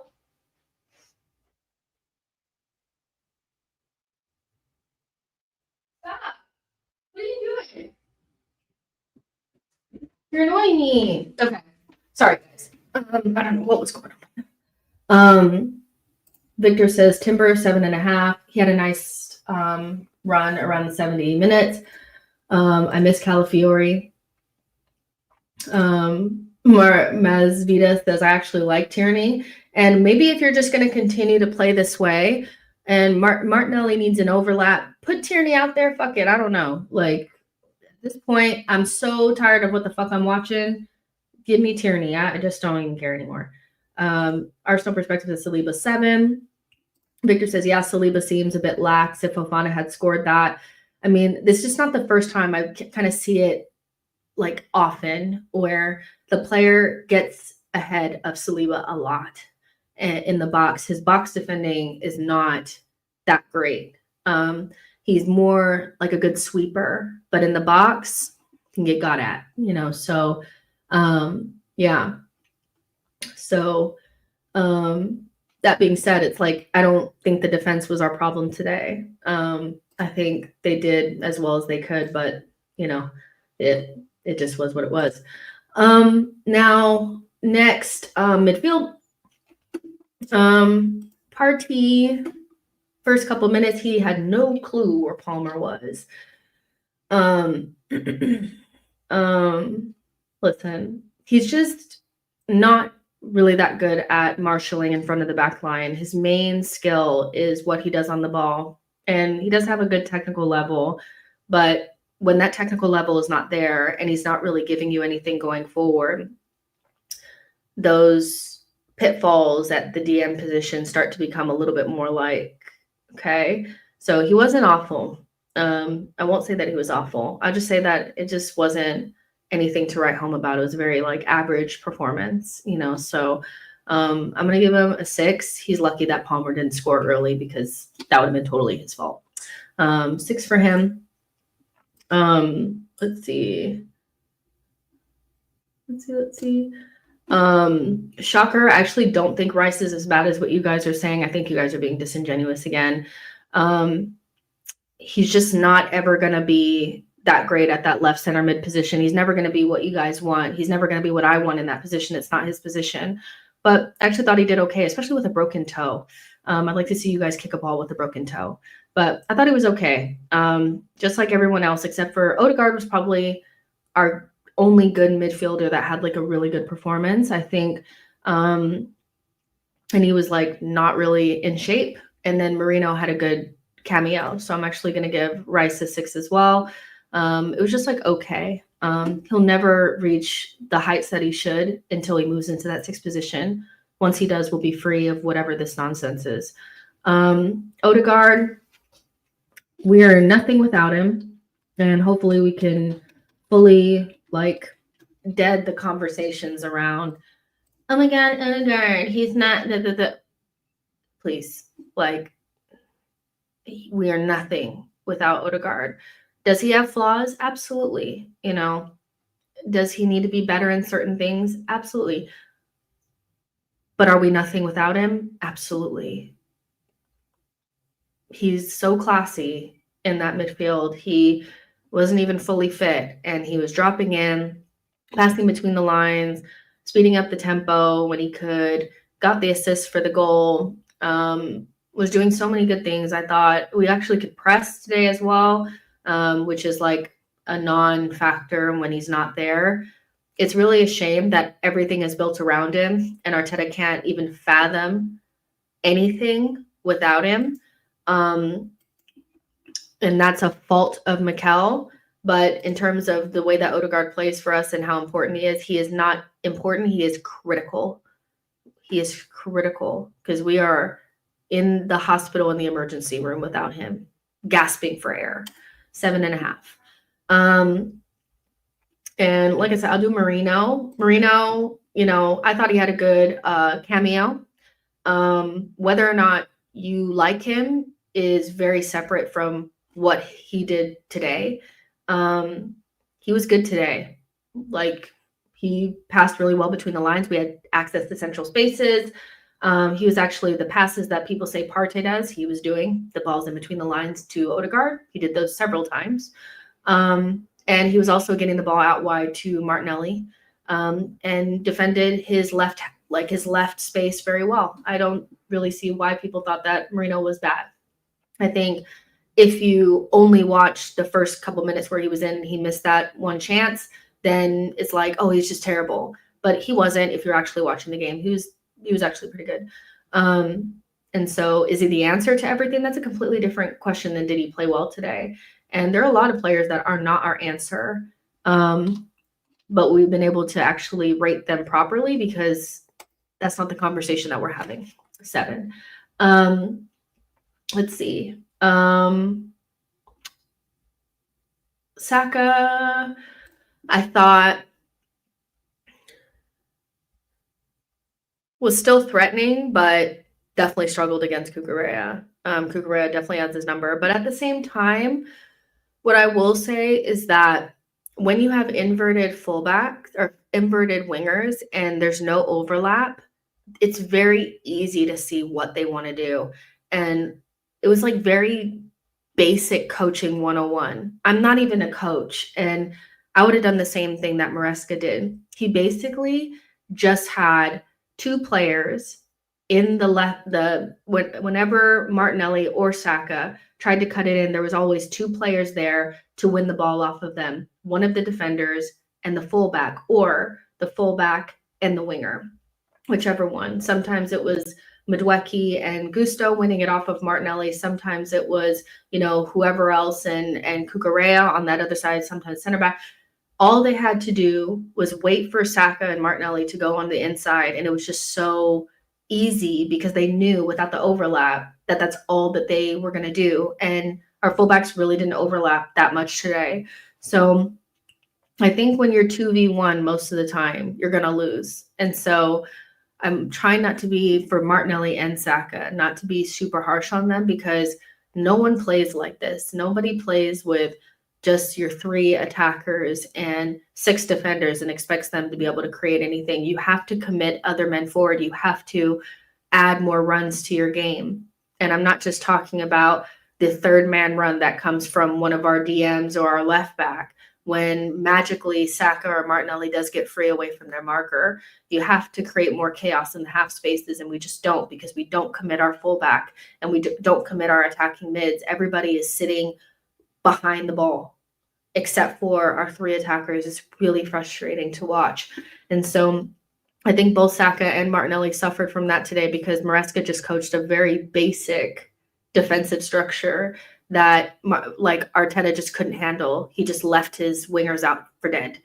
And Saka did a lot. He did a lot more than Martinelli could do, but it still wasn't enough. So yeah, I'm gonna give Saka like a 6.5. Again, he still created threat, and he probably should have had an assist or 2, but he was getting clamped quite a bit by Cucurella. So yeah, but that's like very basic. Like Arteta leaves it where there's only one option for everyone. There's no versatility or options, or there's nothing about our attacking play that's not one-dimensional. Everything is very one-dimensional. It's very scripted and very obvious. And so any coach would have just put 2 men on the inside that were going to like make sure that when Saka and Martinelli inverted and tried to get onto their strong foot, that was just it, you know. When Arteta decides to actually coach decent attacking football, maybe we will be free. But yeah, Saka gets a 6.5. I'll wait for the Martinelli one. Blaze says, why people projecting insecurities on rumors about Saliba to Madrid? This is not his fault that Van Persie and Fabregas left us in difficult times. Victor says, Saka 6, average from him, in my opinion, he's gassed. I don't even know if he's gassed. I just think, you know, is it that he's gassed? Is it just like, because he looked fine against Liverpool. You know, I think Liverpool didn't do the same thing as Chelsea. Liverpool allowed Andy Robertson to be alone with Saka a lot. And so Saka had a lot more joy against Robertson than he did today when he had to go up against 2 players. I just think all in all, when we play this way and there's no support for Saka on the wing and there's only one option and the team is well coached and well drilled, he struggles. And so sometimes I do think Saka is knackered and tired or whatever, but I actually just think that Chelsea just did a very basic coaching setup that most teams employ on Saka, and it works. 1v1, he's going to eat you alive most times, unless he plays against somebody that's has just as much P&P as him. But today, it was just very basic. Very, very basic. Yeah, so I just think he didn't play well. Boy says 5 for Saka. Anon, to me, he's lucky he got that 7 on his back. Boy says Marino 6, not what we needed. Victor says Partey was good, in my opinion, in this game. His passing was good, 6.5. Lord. Victor says 5.5 Rice. Didn't see him much in the game. Not that he's bad, but just didn't impact the game. Wake Up Mind says, so why do we play Partey and Rice if both are doing the same? They're not doing the same. We don't play Partey and Rice and they both do the same thing. Arteta plays Partey on an island by himself and plays Rice in a second striker role most of the time, where he's up and not really involved in anything else. I think one thing that, like I was going to do a stream and then I decided not to because I was like, I knew we'd probably talk about it today. But if no one looks good in the left center mid position, is it the players or is it the manager? Because for the most part, whether it was ESR, whether this new era left center mid, because it's not the same position that Xhaka was playing. Xhaka didn't play like a second striker. He did make runs into the box, but that's a much different. He was in a much different starting position than Rice and Marino and all these other players are playing in. Marino has struggled in the left center mid at times. So has Rice. Fabio Vieira struggled in it, and ESR, we know, struggled in it as well. I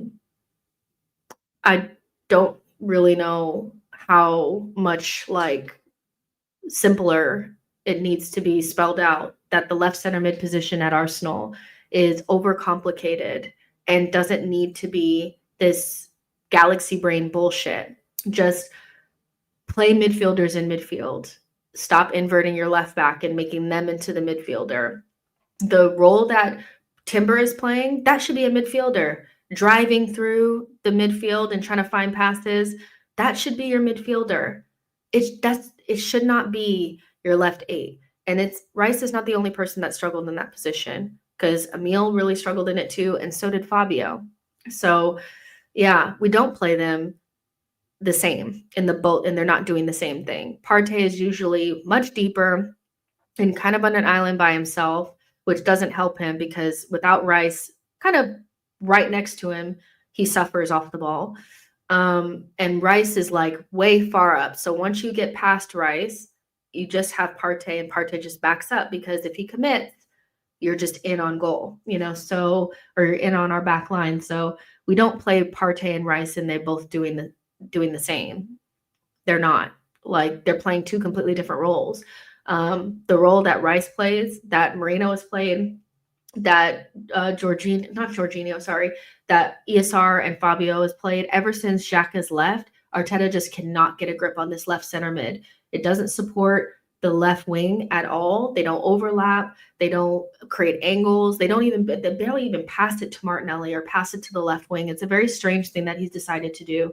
And I don't really understand why, but whatever. It's the weirdest fucking role I've ever seen. Kende says, is the worst on the pitch. My Vida says, yeah, that's a good idea. Actually play Waneri in Saka's position. Why? Why would you play that? Why would you do that? So yeah, Kai, I thought, again, he's suffering away from home. And just in general, ever since we came back from international break, I would say all of those performances have been underwhelming. Let's see, we came back from break and we played against Bournemouth. Thought he was poor in that game, poor against Shakhtar Donetsk. If he had gotten the penalty that Trossard had missed, then that probably would have papered over the cracks of a poor performance against Shakhtar Donetsk at home. Poor against Liverpool, non-existent basically. Came in against Preston and scored, but let's be real, it's fucking Preston. Newcastle, non-existent performance. Inter missed a good opportunity, not a great performance. And then today, not a great performance. So, and I think the main thing with these is that we've played 4 games away from home. Bournemouth was away from home. Newcastle was away from home. Inter and Chelsea were all away from home. And so I think we're seeing a pattern with Kai where the home performances haven't been great either, but I think early on in the season, we played a lot more games at home and he played much better. But when you really look at the games that we played away from home, he's been pretty much non-existent for all of them. Aston Villa didn't really do anything in that game. Tottenham didn't really do anything against Atalanta. I think he started in midfield, if I'm right. Didn't do anything. It wasn't great against Man City away, but I mean, we're down a man. So, I think basically what it comes down with Kai is he's not good away from home, So he needs to fix that up. Our next game is is at home against Nottingham Forest. Would be nice if he would show up. I actually think he was one of our poor performers. I hate to give him a 5, but I'm just gonna have to. He was just really just a nothing out there, and he has to be on side for that chance. I think, a good top level player, you're by yourself in a stopped position for a free kick. How are you offside? So if you're onside, you probably score that goal and we're not talking about it. But yeah, I just think he's left a lot to be desired in these last couple of games. And I know he's not a striker, but the problem is when you bring in somebody that's neither midfielder nor striker and you're playing him in those positions, people are going to rate him in those positions. And, it's tough, but you can't just be giving him a pass because he's not a natural striker. Sorry. Next, Martinelli. Interesting one because Again, I think that goal papers over the cracks of a very average performance. I think he misses that one shot. He should put it in the back of the net. His crosses are wayward. It's just kind of like I'm just spamming crosses with no real thought. Couldn't get past Gusto to save his life. He was clamped. If he doesn't score that goal, I don't really know what it would be, but he also almost let Gusto score a goal, in that first half. That was his marker. And if Gusto had scored, that wouldn't have been a good look. So, yeah, people went too early with the Martinelli is back thing. And they're also doing up a lot of, I told you so, you guys can hold that. Martinelli was still levels below Pedro Neto today with or without the goal. The level for Martinelli is just very strange. But he'll get, I'll give him a 6.5 because he scored the goal. But without that, probably would have given him 5.5. Martinelli is such a weird one because you can see where, the system doesn't help him. But I also just think he has a very clear ceiling, to his game. Victor says 7 for Martinelli. Boy says there was one moment where Havertz's movement closed the opportunity. Saka couldn't find a passing angle after Havertz's movement in that play. Wake Up Mind says most of the times Havertz is in midfield trying to win the ball from the opposition. Listen, yes. A lot of people have said since we've come back from break, Havertz has played more of a dual role now. He's playing more of a midfield role than a striker role. And if that's the case, then, then that's on Mikel. If you got, I don't know why we would have switched him from what he was doing before. But yeah, Boy says Havertz 5. His movement is not good enough to be a center forward. I mean, he's never in the box. So, yeah, I mean, Saka and Martinelli are putting crosses in, and even the ones that are decent crosses, he's nowhere to be found. So it's a tough one. Boy says Martinelli isn't going to take us further, and maybe I'd Martinelli gas competition for position. I don't know. I mean, his speed is not even there anymore, which is really frightening because for a player that's very one-dimensional, whose main quality is his chaos and his speed, for him to have dropped off a level in terms of his speed is very okay, what are we really doing with this player? Because a Martinelli with no speed is not a good player. Trossard, seemed to have become the scapegoat for today's game, but I'm not really surprised because he hasn't really played well, and low-hanging fruit is the player that everybody just jumps on. We did not win the game because Trossard nicked the ball away from Havertz when Saliba was offside. Both opportunities, there was an offside. So I don't know what to tell you guys, but, he came on and he did a little something, but not enough. I thought he was better off of the bench today than he was starting in that 10 position, but, it is what it is. If people think Trossard is the reason why we didn't win today, then they don't have a fucking clue. Let's see. I'm going to give him a 5. I don't really think he added that much. He added a little something, but not enough to be giving him anything significant. Like the difference between his cameo and Marino's cameo were light and day. And then Jesus, I mean, what do you say about a player that offered absolutely nothing? Was like, if you thought Saka was getting clamped, Cucurella had Jesus in hell. Jesus just, I mean, people are like, he's better off of the wing. No, he's not better off of the wing. He's just not in the striker position, so we don't have to watch him be terrible there. The guy is washed. I don't know what to tell you. There's nothing that makes me think that guy is coming back.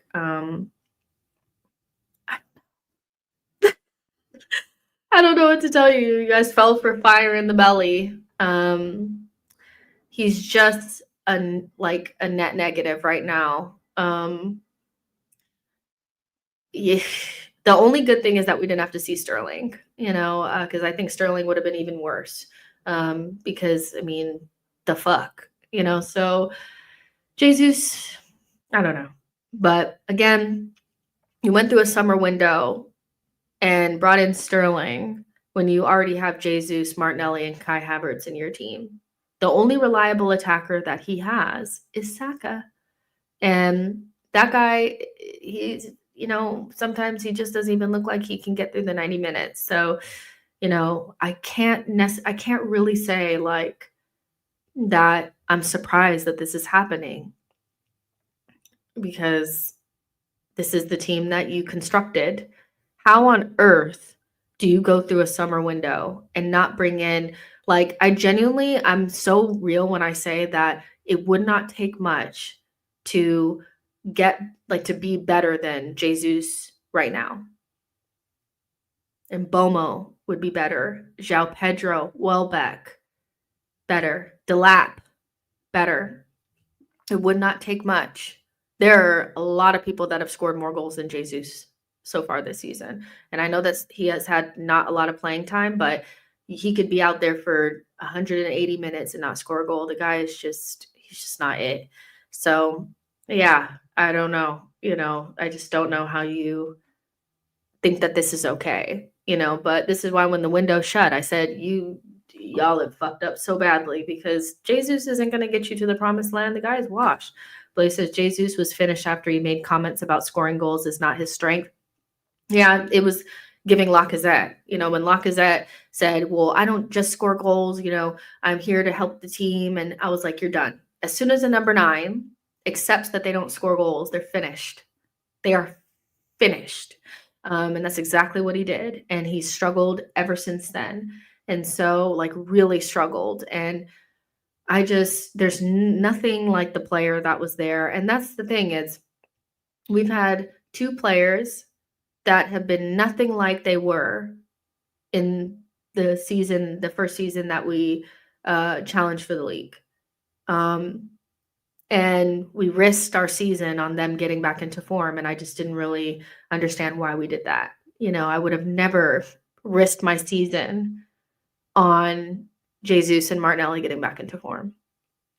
So, not to be harsh, but we have a lot of dead weight on our bench. We have dead weight in the starting 11. Like, Boy says, current Balogun is better than Jesus. Bet my house on it. Current Welbeck is better than Jesus right now. It doesn't take much. It doesn't take much. It really doesn't. Yo-Yo says, Arteta attacks. He has a penchant for destroying forwards. You lot are overgassed with the work, Sterling and Sané. And,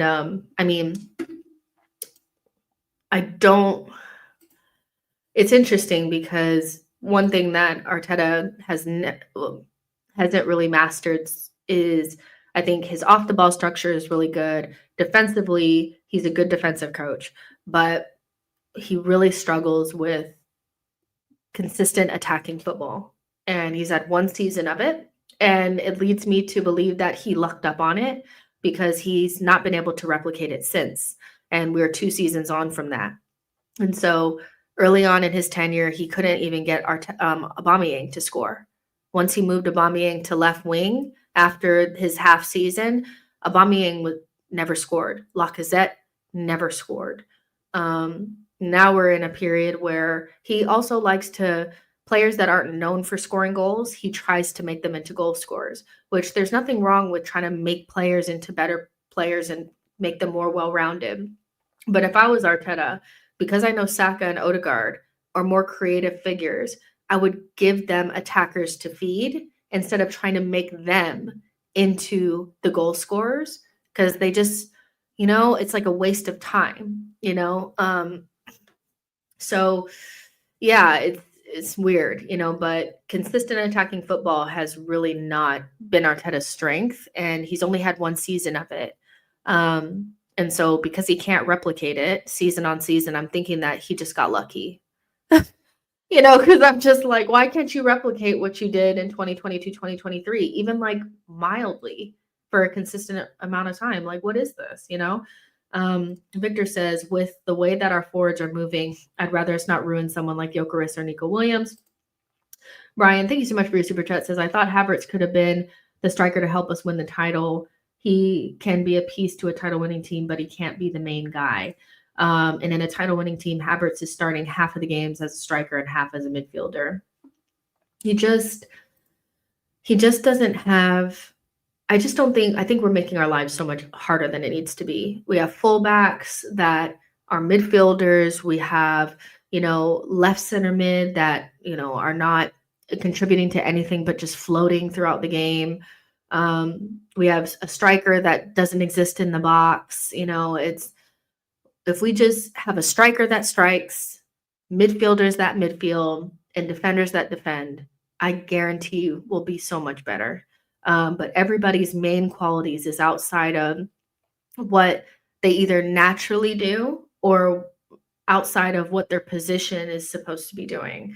And if you just give Odegaard and Saka a striker and a left winger to supply for, and you just make left center mid into a midfield position and bin off this left wing or left back inversion and make your DM protect the back line, I just feel like we'll be so much better. Because right now it's just too much bullshit going on. And wingers are fullbacks. It's just too much. Blay says when Arsenal won titles, we had forwards like Henry, Bergkamp, Kanu, Wiltord, and people really believe Havertz can help us win the title as a striker. We need to be so fucking for real. Like, you guys know how I feel about the Havertz signing. We're making it work. And there's nothing wrong with having him as a part of your squad. Like if Havertz is coming off of your bench, like I said, Marino, Havertz, Trossard, the types of players coming off of your bench, Martinelli, you're fine. But when these are players that you have to rely upon and you're putting them in positions where they need to be consistent finishers or, whatever, you're fucked. You're so fucked. Like even with the second striker role that Arteta has, he never puts somebody in there that's a natural goal scorer anyway. And I feel like if you have somebody that's playing off of a striker that's probably not the main striker, then the person that's playing off of them needs to be a goal scorer. And he never has that. So he's just has a whole team full of guys that don't score goals. And you're trying to put pressure on them to do it. And it's not working, So yeah, Wake Up Mind says, realistically, we don't have a striker. Havertz, Trossard, or center forwards, not out-and-out strikers. They're one position below strikers. And everybody knew when we started the season that we didn't have a striker except for Arsenal, But I